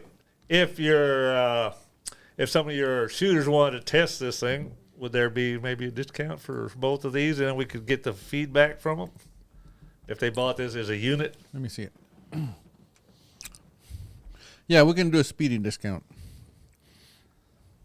I'd just like to get quite a few out there and have maybe some feedback come to us that they tried it one way and or the other. Yeah. Yeah. Look how sexy that is. It is. It look good on there. I like the black one with the. So do I. I prefer the black, as I can see it better. I can see Yeah. the numbers better.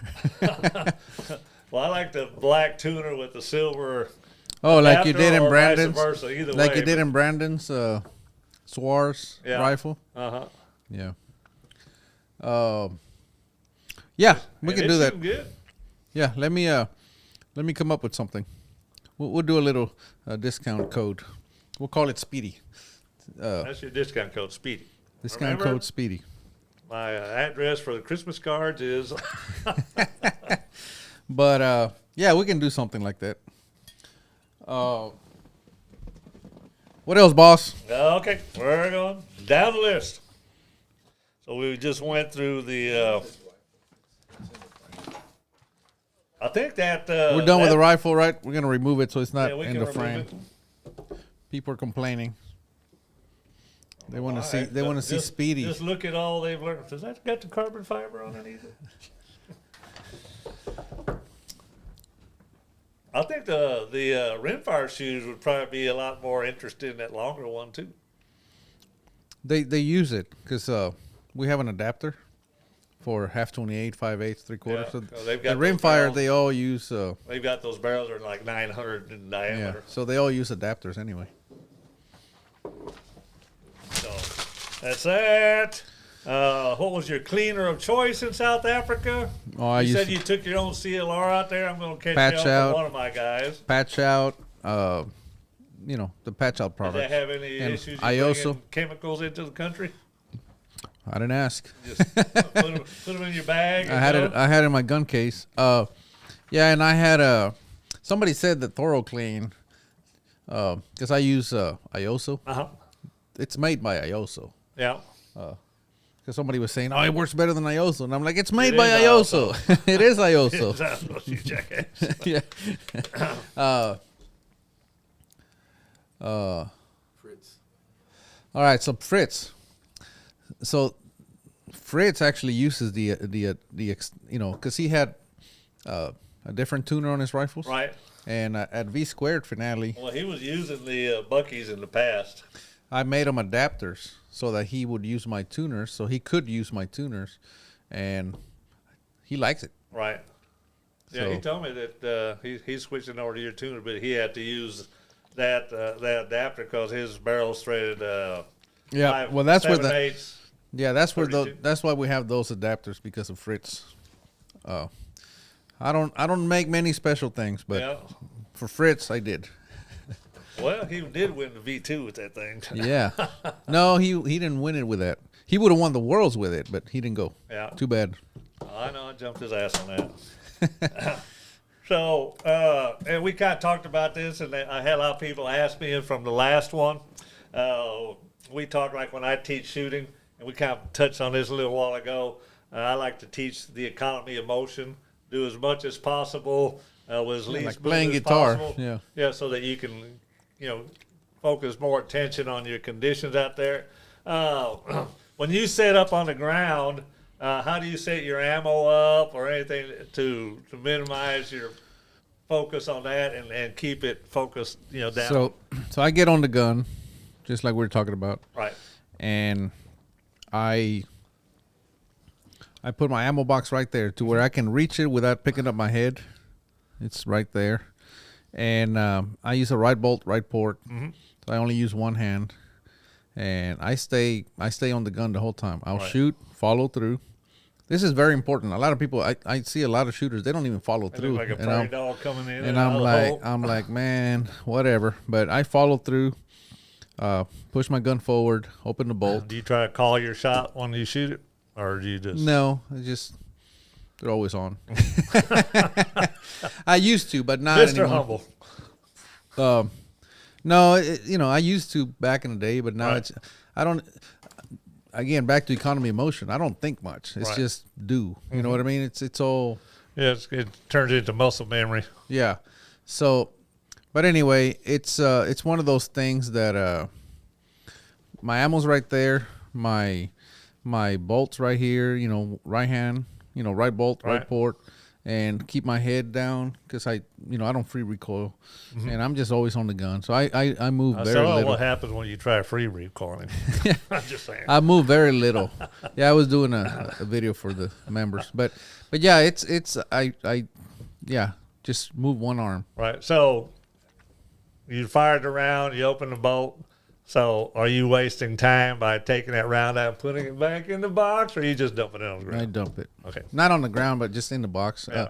Cause see the lid's open, Right. You so I just put it in the lid. Okay. Well, I mean, I see those guys. We talked about this. They shoot it, and they got, that primer looked like Yeah. it's still pretty Yeah. good. Put it. Yeah. The conditions changed 5 times. Range over there. Yeah. But yeah, like I said, that was a question of mine that and especially that keeping your head on the gun. When you see those shooters, like I said, they look just like a prairie dog coming in and out of a hole. Yeah. This isn't going to end well for them. Because they're not paying attention to what they're doing. Right. So, got that. That one's done. So this is actually a question from Fanboy here. It's number 1 on the list, so I'm just going to let Fanboy read it. It says, what advice would you give a decent shooter that's to take it from a local level to a national level? Besides the generic, shoot more, go to bigger shoots. Like, what true advice would you give?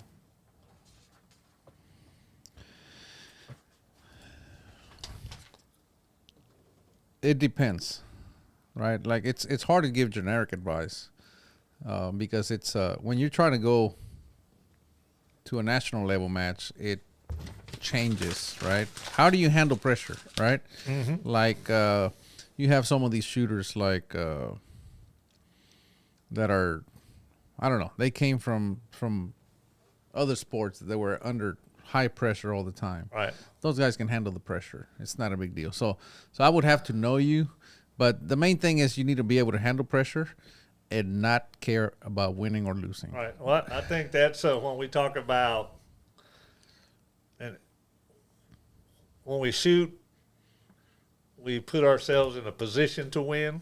Yeah. And then we've done that by the dedication to time, the expense and money and there again time to purchase some of these things and put them together, and then you have to learn how to win, and that's where you have to overcome that pressure. Yeah.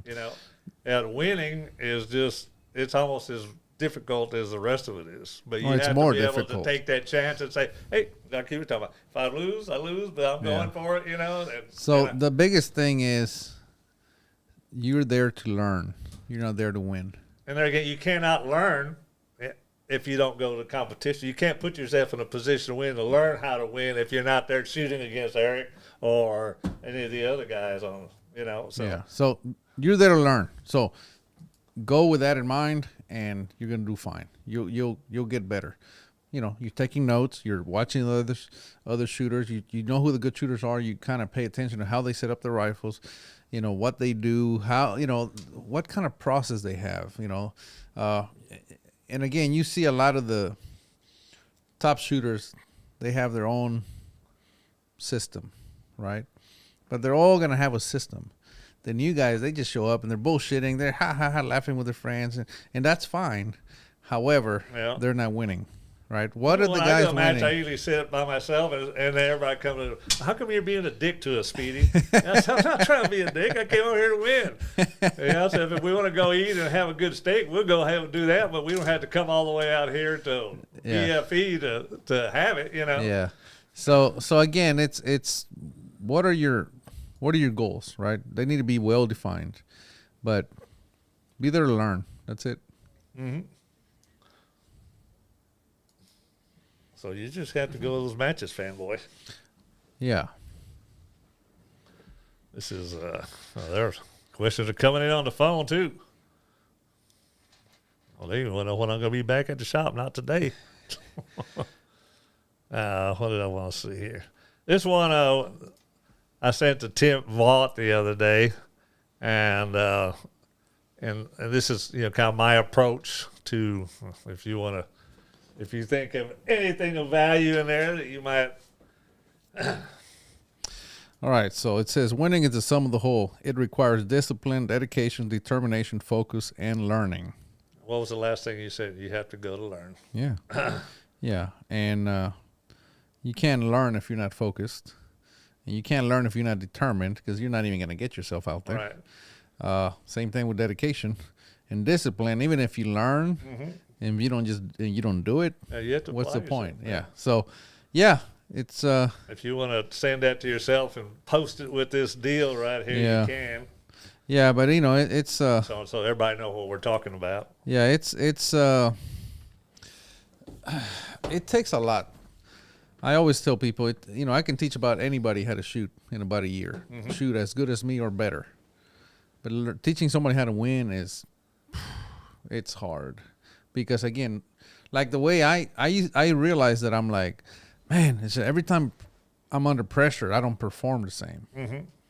So I joined a pool league in San Antonio. Yep. And I go shoot pool every Wednesday.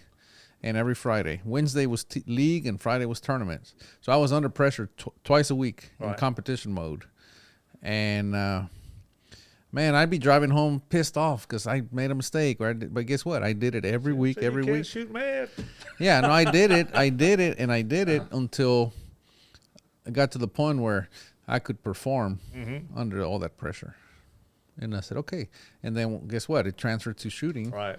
And that's it, you know. I said once you put yourself in that position to win, it's really almost comes down to let me just do the same thing I've been doing the entire day or the entire week or whatever, you know, instead of trying to anticipate a shot or run it too fast or something, you know, and then it's gone, you know. Yeah.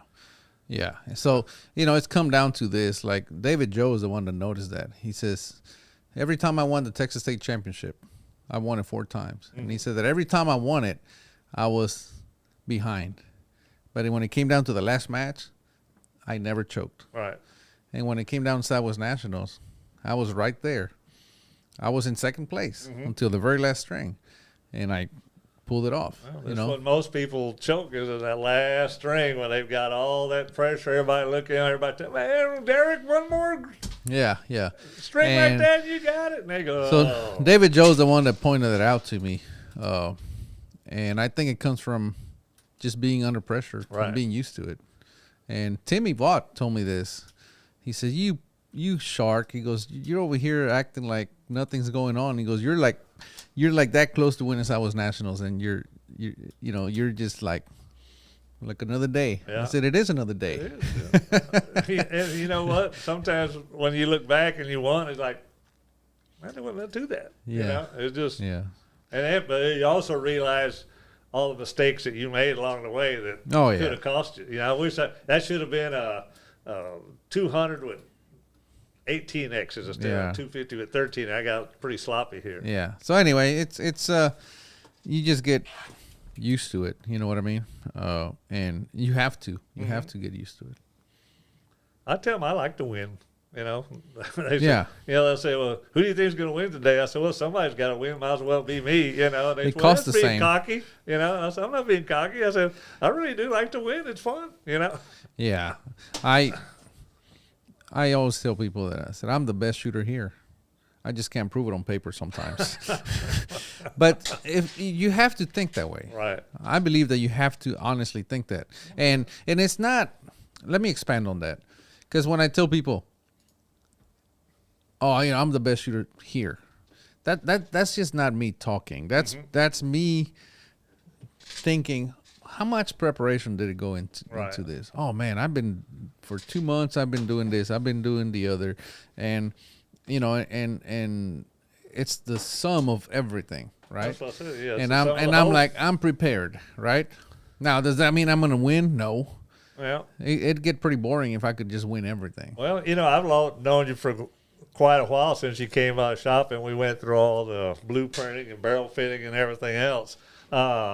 And not once can I say that Erik Cortina has ever slacked off. He's always been looking for that next little edge, the next little best thing. What can I do to make this better?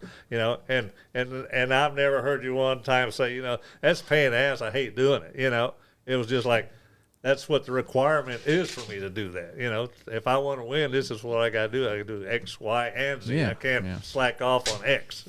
Yeah. Norman says, I haven't heard him say one good thing about PRS shooters. That's wrong.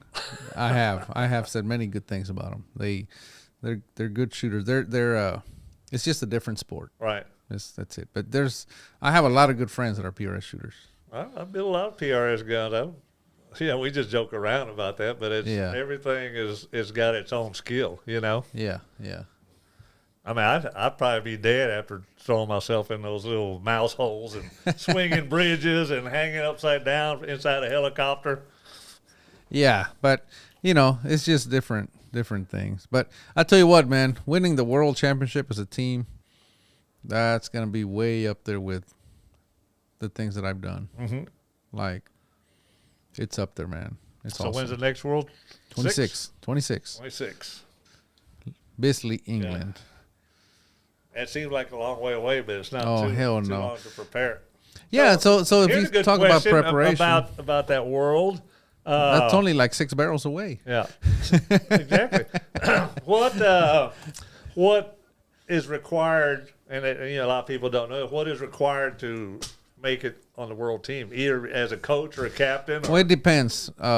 First, you have to meet the minimum qualifications, and again, they're dictated by the captain. And typically in past years, they had been top 20 at nationals in a long range, Right. or top 3 at a state long range championship, and that gave you the chance to even That's for the trials. try out, right? And then once you try out, it has to do with the current captain, how the tryout's going to work out. How many people typically try to get on the team? Let's say, Well, it depends, right? Like South Africa, that was a tough sale, right? Bisley, it's still London, but it's probably gonna be an easier sale Yeah. to get people to try out. And and that's just because. so of I the would say location. I'm gonna say 30 to 40 people try out, and typically they pick 25 or so. Yeah. So you have a good chance of making it, but you're trying out. You're going up against the best shooters, right? So, it's still pretty stacked field. Obviously, that's Right. what you want, but that's usually how it works. So in a situation like yours where you weren't trying to become one of the shooters on the team, you were wanting to be a win coach or the captain. What allows you to qualify as a win coach or a captain? Again, that's typically the win coaches are simply just picked by the captain. And Siebold was asked to be a coach because of the success we've been having with Team Lepua. Right. And then I was trying out as a shooter. And then He's a good coach because he was my win coach when I shot for Team Brooks that time. Yeah. And I mean that was a ball. yeah. So Siebold got picked up as a coach, and you're allowed to have a back coach. So I called up Bramley one day and I said, hey, Siebold and I work really well. If you need a back coach, I'm okay. I'm okay doing So a that. back coach. So let's just say that he's not sure of a condition. He kind of refers to you to kind of say yay or nay or what do you think? Is that what a back coach is? Well, yes and no. The back coach, so the head coach is, in our case, Siebold is front coach and I'm the back coach. Siebold is going to do whatever he's going to do, right? But my job, he'll say, hey, I want you to watch that flag, or I want you to watch the mirage, or I want you, whatever, and because he's running, he's watching the shots, he's interacting with the shooters, but I'm just his support system. Right. And if he tells me to watch a flag, then I'm watching a flag, and I'm just literally just giving him in his ear going, okay, the flag's turning, it's slowing down, it's picking up, or stop, Yeah. and he'll just hit the brakes. Right. Because if I say stop, there's something out there that I saw that drastically changed. Right. Right. Or I'm a mirage reader. He's a flag reader. If we're at a range where mirage is more true, he'll ask me, well, what are you thinking here? When we're about to jump in, and I'll say something like, I'm seeing a right 3, right 4, and he's like, man, that's what I was thinking. Right. Or he's like, there's no way. I'm seeing a right 2. Or vice versa. I'm saying right 2, he's saying right 4. And whatever, it's a sider, so like, well, just shoot it. Whatever. And if I'm right, then he's going to lean on me a little bit more. Right. Cuz I'm seeing it, right? Some days he's on, like whatever he's looking at is more true. It's not that either one of us is wrong. It's just that what we're looking at is not telling the truth. Yeah. Right? So then if I've he's noticed on, that the back coaches, they're usually the ones I've seen seem to be elevated higher than the. well, it coach. depends. So If you're reading flags, Yeah. sit down. But if you're reading mirage, you're trying to get off the ground. Right. Right. So I read mirage, so I stand up. But when I used to be a flag reader, I'd sit down because it doesn't matter, But so anyway, that's what a back coach does. But ultimately, if I tell him right 2, and he disagrees, he's got the last call, right? It's all on him, Yeah. regardless. So that's how that works. But again, it's we're finding on the range things that we can use. You know. So Fanboy here has got a buddy, and they're going to start shooting together once or twice a week. Yeah. And so I was explaining to them almost like what you said. I said, when you guys shoot, you should become coaches for each other. Yeah. You know, and that way you start learning to read the wind and see the wind, because when your buddy's shooting and you're watching conditions, you got 100% attention to the conditions. You know? Yeah, you can see those little bitty. Yeah, if you want to learn how to read the wind, coach for somebody, because then you're only doing one thing at a time, and vice versa. That's how you learn. That's the best way to learn how to read the wind. Coach for somebody else. That way you're only focused on the wind. That's right, because like I said, they're concentrating on pulling the trigger, and you're watching, like I said, the conditions 100% of the time. Yeah, and loading another round and this, that, and the other. But if you're just coaching, you just focus on the wind. And that's what it goes back to the economy of motion. You lose a lot of that stuff when you're moving around and wasting time, you know. Yeah. So yeah, that's the best way. But that's kind of answers one of the questions that he had to you. You know, what can I do? You know, with the exception of going to matches. Well, you can coach for your buddy. Yeah. And let him coach for you. You know. Yeah. That way, y'all kind of develop and get out there when it's windy. Right. Yeah. And not when it's dead. Yeah. I mean, that's you're not gonna, you're not gonna learn how to swim in an empty pool. That's right. Okay. I think I've got a question for you that just came out of the blue to me when we were driving over here. We're talking about barrels, and there again, with your influence right now, this might, you know, how you've talked to Brooks, and you've talked to Krieger, and you've talked to Bartline. Any other barrel makers you've talked to? Not yet. Okay, so they're coming. So let's just say when you were talking to John Krieger, he mentioned he was describing the steel. And, you know, that even within the same heat of steel, and that's what they call a lot of steel, is not a lot of steel, but a lot of steel. It's called the heat. And he said that even within that same lot or heat of steel right there, that there's, when you're making barrels, that some of these may be exceptional, some might be, and the other ones, you know, they're used for tire irons or whatever you want to use it for.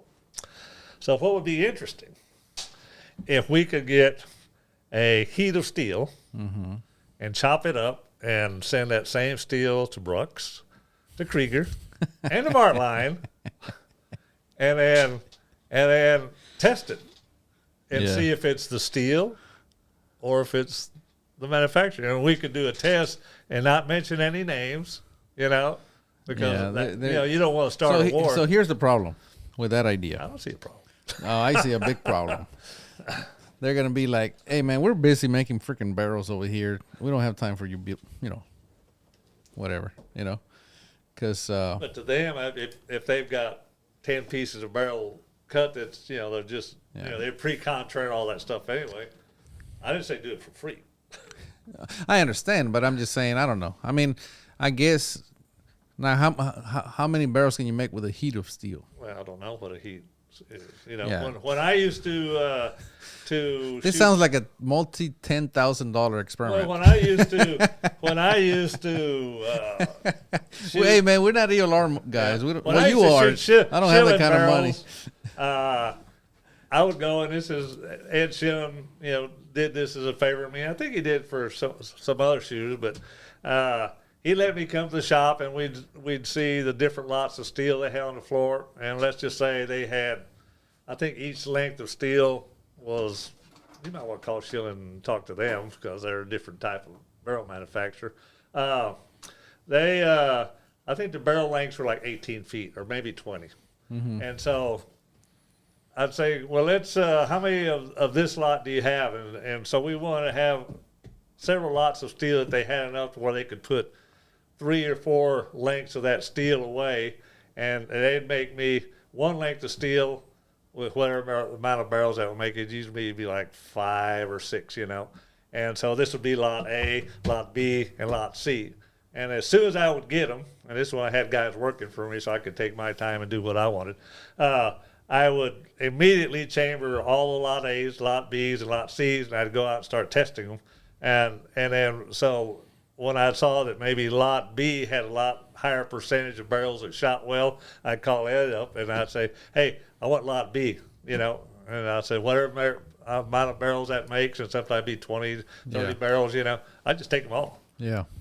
But it was just curious if you had the same lot of steel going to different barrel manufacturers, and just to see if the results would be similar, Yeah. And that way you would say, well, it's, when we're talking about what makes a Hummer barrel, if we sent a lot of steel to these people, a heat of steel, and they made 5 barrels out of each one or whatever, and they all sucked, well, then that tells us right there that it can be the steel and not the process, Yeah. because they all do everything almost the same. They almost all use, or vice versa, right? Yeah. I mean, if they all come out Hummers, well, that's telling you right there that there is. Yeah. And even John Krieger said, and we call it crapite, and you probably run across this already. You'll get a barrel, you'll have 4 or 5, and they've got consecutive serial numbers on them, and this one cuts like butter. This one cuts like butter, and then this one, the threads are tearing out, and there's not chambering ribs. I feel like you almost pushed the reamer in there. And so you're right out the bat, you're like, that's not good. Yeah, no. I said, we call that crapite, when we get them. Yeah. Well, I mean, that'd be a good experiment, but, oh, man. Like, I can't even get Brooks barrels. You are screwed then. Yeah. I got them now, but I had a hard time there for a while. Well, I mean, everybody wants them, and if you start getting in front of other people like that, people don't love you as much anymore. Yeah. Well, we just got to do what we got to do. Yeah. But anyway, it's again, we can do experiments all day long, but I'm really happy with the way my guns shoot right now. Yeah, I mean, it's I wouldn't want to change too much either way everything's working, and the success you've had here in the last couple of months. I mean, it's. Yeah. But I'd say I've seen you doing a whole lot more range work and stuff too. Well, yeah, and that's that's another thing that people ask me. They said, "Well, what's happened over the last few months?" Yeah, I'm like, the World Championship was coming up. Yeah. So I had to get out there and start getting ready, like preparing to win a World Championship, which means go to the range a lot more, test barrels, test everything. Right. Go through those rifles again and make sure everything's perfect, and get out there and shoot more, and everything, all of the above. Yeah, well, I can go squeak by, but when I don't do the range time, my rhythm is off. I'm just like slightly behind everything, and instead of jumping on a condition now, you kind of hesitate. And man, if I started that when I wanted to, I'd have finished it now. I lost that last shot because of it. So it's there's a lot of muscle memory and all that stuff that has to come back to you when you're putting that into play. And it just like and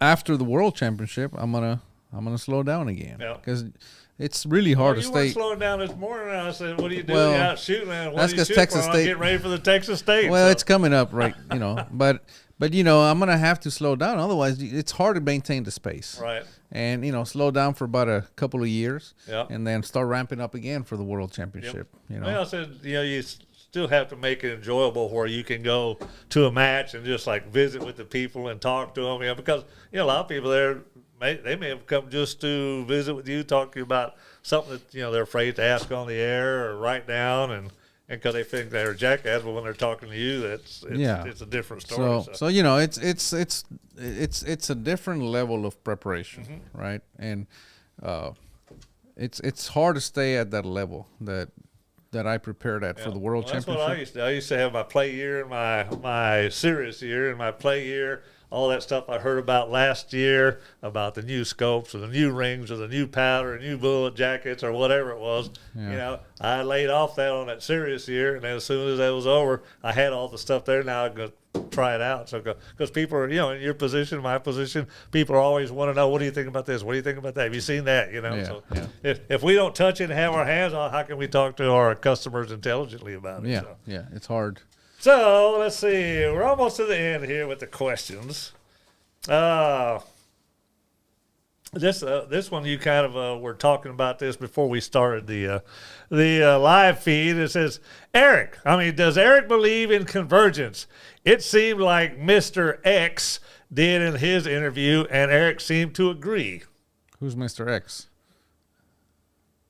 It didn't say. It just said that's what it said, Mr. X. I don't know. Only video I can remember somebody mentioning convergence on was Alex Wheeler when he was talking about groups at 1,000 yards. Oh, you talk about positive compensation? Well, anyway, I call it magic. Yeah, well, anyway, maybe that's what he's talking about. Yeah, I don't know who Mr. X is. Now, anyway, do I believe in it? I think so. I think it. I've seen. I just don't tune for it. You know, a lot of people actually purposely tune for it. I don't. Yeah, they try to get their bullet exit at the top of the barrel. I get my ES as low as possible, extreme spread, and then I just tune it. You know, and like I was telling you this morning, I had my worst group had an ES of 16. The best one had 4. You know, that's what I tune for, and then I just tune with a tuner. Right. And how were the difference in ESs shooting at 1,000? Oh, they were the same. Yeah. Like, you know what I mean? Well, once you're in that window, it almost doesn't change. Right. You know, and of course you have to keep in mind that the chronograph also has a freaking error built into it, and there's just so much. Yeah. Like, when I shot that group, that 1.25" group at 1,000 yards, the ES was 19 on that. Right. You know, so at some point you just have to believe the target. Right. So that answers that one. Here's a fun one. How did Erik learn to chamber barrels with his actions glued into the stock? I can't see how he could fit them and not have headspace issues without checking it on the gun. He must do it in the steady rest so that he can take the barrel out every so often and reach the perfection he requires. Nope. Thank you both. Can't wait for his answer. Nope. I learned from that guy right there. I don't even know how to do it. It's just lucky. Yeah. It's really simple, really. I mean, you make one barrel. Go to Erik's website. It's all explained. Oh, that's right. It is on my website, on my forum. Yeah, for go to the forum. $15 a month. You can go you can go watch the video where I chambered barrels. Right. Oh, it's there. So you don't have to have the action to check all these things. You just have to learn how to read your instruments. Well, don't think like this is what I tell people. Don't think like a gunsmith. Think like a machinist. Right. You know, I have you know, as you and I are sitting here, those machines are out there running and parts. Nobody's checking them. And they are running the same size within tenths. Right. Right. And you know, I can go into the 100th part, and I can check the gauges and everything. It's all gonna check out. So just make barrels the same way. Make them like if you were a machinist, you just pretend you're that CNC machine, and you're just using X, Y, and Z coordinates, and you can go from there. Yeah, just it's pretty simple. It's really pretty simple. And my headspace, I maintain that to plus or minus 2 10,000ths. Yeah. That's my goal, and I hit it. I just call it a half. You know, I hit it dead nuts every time. Yeah. It's so easy. I've got one size die. It's set up for 5 guns right now. You know, it's just one brass. I don't move my die. Don't do anything. So yeah. Well, we changed at the World Championship.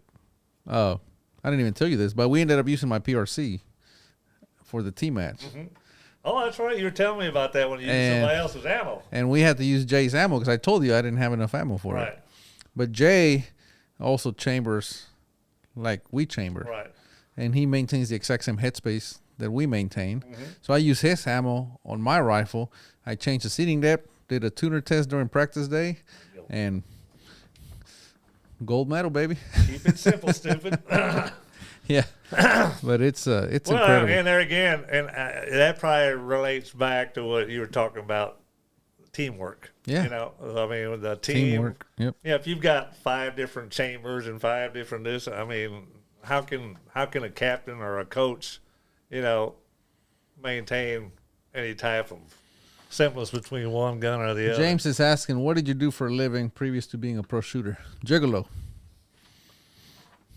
But you must have known my brother. He's still a gigolo. No, I was I was a general contractor. Let's see here. And we just did the chamber and the barrels.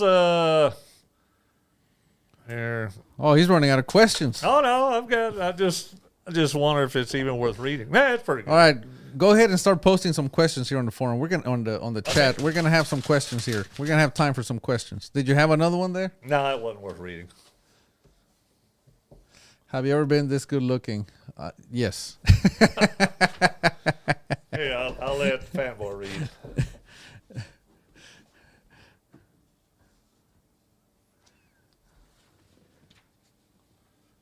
Oh, I guess I did throw a good question. Uh-oh.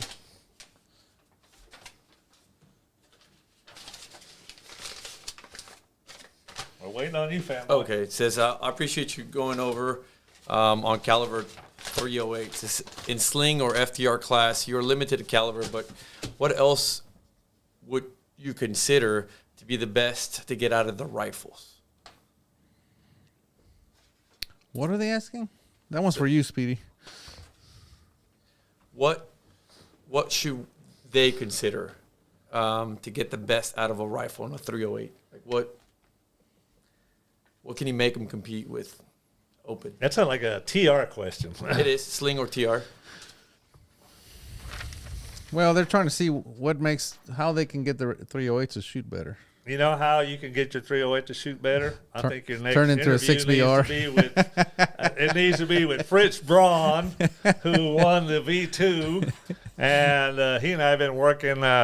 We built his TR rifles a little bit different than we do most TR rifles. We built it along the lines of a bench rest rifle, kind of like what. Well, that's what they're asking. John Pierce was doing with his guns right there. Yeah. So rather than using the standard action, we use the. So here's the problem. Mm-hmm. People there's two different approaches, right? Mm-hmm. You can take a sling gun and improve on it, right? Kind of get it up to spec a little bit towards bench rest, where you start with a bench rest gun, and you go down until you meet the PR. Yeah, we don't really come down. We start out with the prime real estate. And that's my point. You started on two different ends. Right. That's, if you think about it, that's what's happening, right? You're a bench rest shooter, mm-hmm. and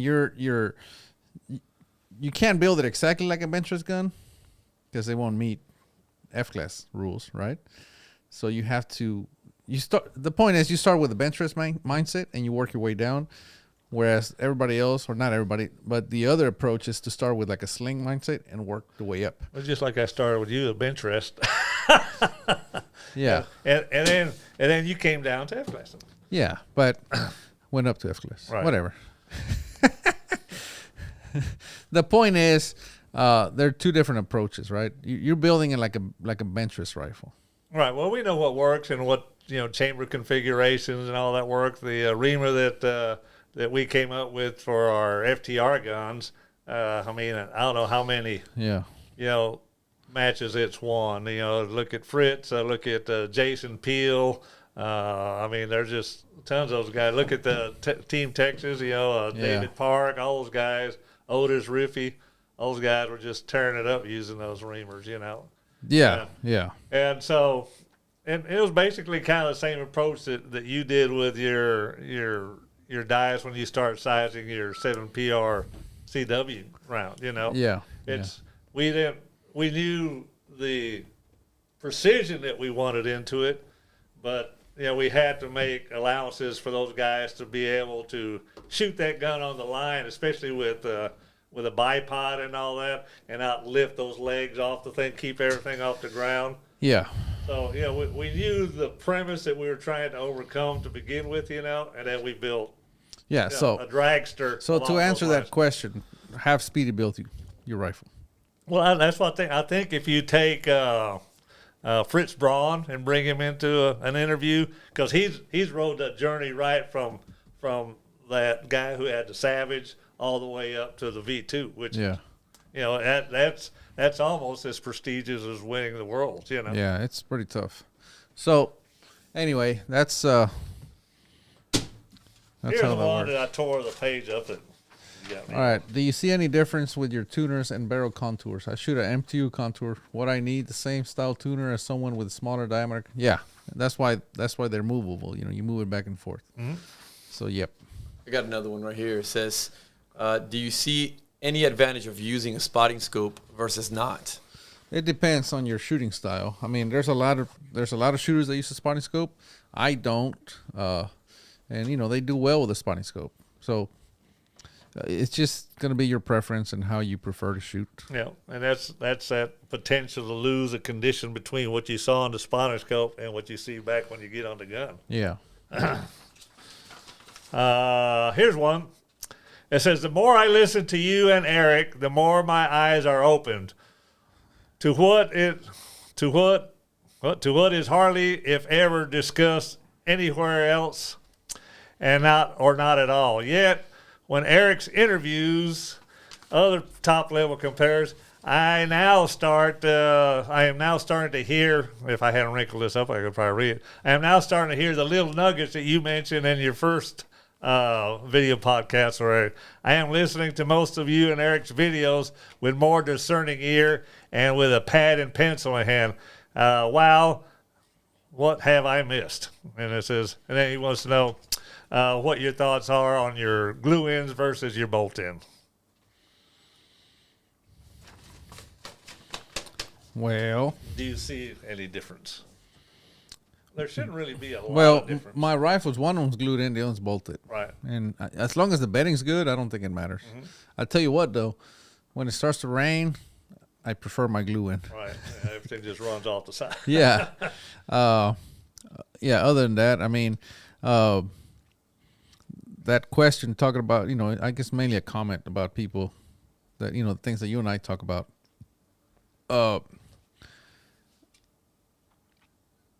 I don't agree with everything my guests have to say, but I just, you know, obviously I'm not here to argue. Right. I did argue a little bit with the Hornady guy. Yeah. But it seemed like I was arguing, but I was mainly just pushing back and making sure he explained. But Jaden. But anyway, my plan is not to argue. I just want him to, because there's something there. You know, you got to go test it. Right. Well, They might have something. He's saying now he's starting to hear those little nuggets that he just used to listen to the whole podcast. Yeah. You know? And I always say when the student is ready, the teacher will appear. And you can listen to the exact same podcast once a year. I used to read The Secrets of the Houston Warehouse about once a year, and every time I read it, I'd pick up on something different. Right. So I think these are the same way. But that doesn't mean that everything. It's not that they're wrong. It's just that not everything they say applies to you or I or whoever. You know what I mean? Well, so they have to be careful with that as well. Right. Well, there used to be, I don't know how many people who would read that article and they read it and then they come out, you know, I've read this thing like 10 times and I never caught this at the very end where he said his gun used to arc. You know? Yeah. And I said, well, that's when I started shooting, you know, like groups that were 50,000s or less. You know? They were actually approaching zero ags, you know? Yeah. But yeah, I mean, not everything's going to work for you. So be careful with that as well. You know, just information overload to where you think everybody has the answer. Right. You can listen and see if it applies to you, but well, that's what I say. Be careful. You just said that every man on the line has his program. You know? Yeah.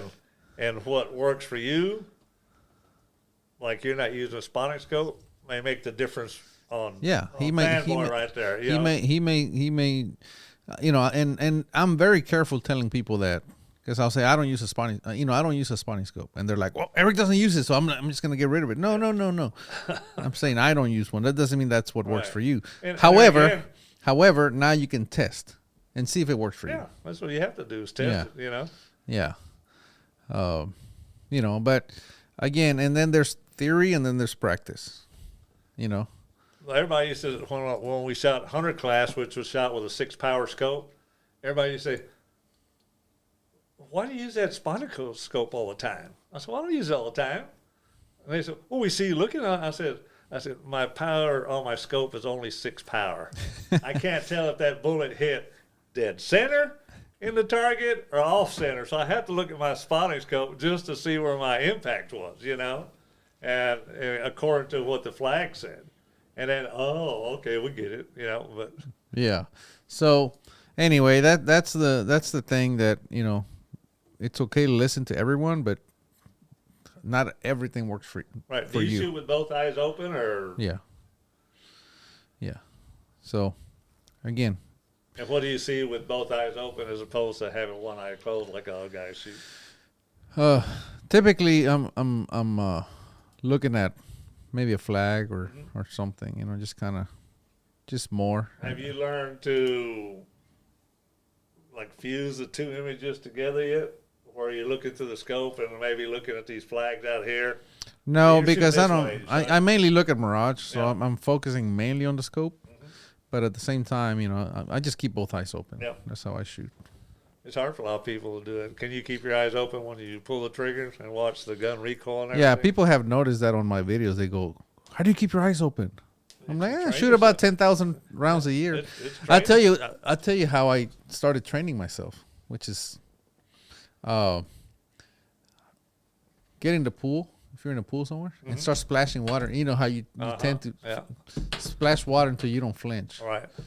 And you can practice that, and once you get that, then you can apply that to the rifle. Well, I mean, it's amazing what you can learn by keeping your eyes open. Because a lot of times you'll break a shot, and if you blinked, you wouldn't see it, but you can see that you may have jerked the trigger off a little bit, and you see the crosshairs moving one direction or the other, like, uh-oh, and you're just praying like, well, maybe that's still in the hand, Yeah. But anyway, so there's so many different things, but you just have to shoot trigger time. Yep. And also dry firing.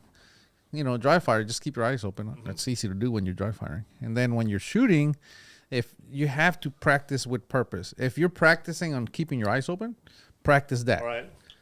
The only thing we've seen in bench rest, and I don't think too many people nowadays are making the old 62 firing pins, that those firing pins were so small in diameter that the inertia would eventually start to stretch that pin out to where you go out at the range and nothing would go off and your firing pin tip was gone. It broke right off, Wow. So I say, I used to say, if you get dry fire, get you one of those cases with snap cap, or you can buy that little urethane rubber, like the 80 or 90 durometer, and cut pieces off and put it into your primer pocket, and that cushions that firing pin. Yeah. And a lot of times too, those same guys that put that in there, you say, as soon as I started doing that, I noticed that my bolt quit jumping, and they always are true. If their bolt's jumping on an empty chamber, if there's something wrong with the gun or the action, and I say, put a load around it, doesn't do it, Yeah. So anyway, there's a lot of things that you can do, but you just got to train, get out there. You want to learn how to read the wind? Get out there when it's windy. That's right. Aim dead center and let it drift. Yep. And watch it. What was I doing with the Majesta? Yeah. Boy. Yeah. That's another thing. I had that Majesta, and I had the option to take it to the World Championship, and I said, nope, I'm just going to take what I'm used to, and that way I can go with what you know. Match up. That way both my rifles are identical and all that, and worked out just fine. But also be careful of trying new things at big matches. Right. Club matches. That's what they're for. Well, I sent that scope, that Majesta, off to Brett Solomon. He just won the Michigan State rimfire champion up there with it. He was having a scope that he was having a little bit of issue with. He didn't know if it was the scope or him. Yeah. And I said, I just shot this Majesta. Let me send it up there to you. And Denny was kind enough to allow us to send it up there, and he smoked him with it. Yeah. But anyway, that's how it'd be sometimes. So, do you have a Majesta coming or a couple coming to test for the next ones, or? No. You don't really have any reason to switch That's stuff the too thing. much right now, do you? No, not really. Those collars, they're proven. I mean, they've been tracked and verified, and you know, and again, it's just, I mean, it's a good scope.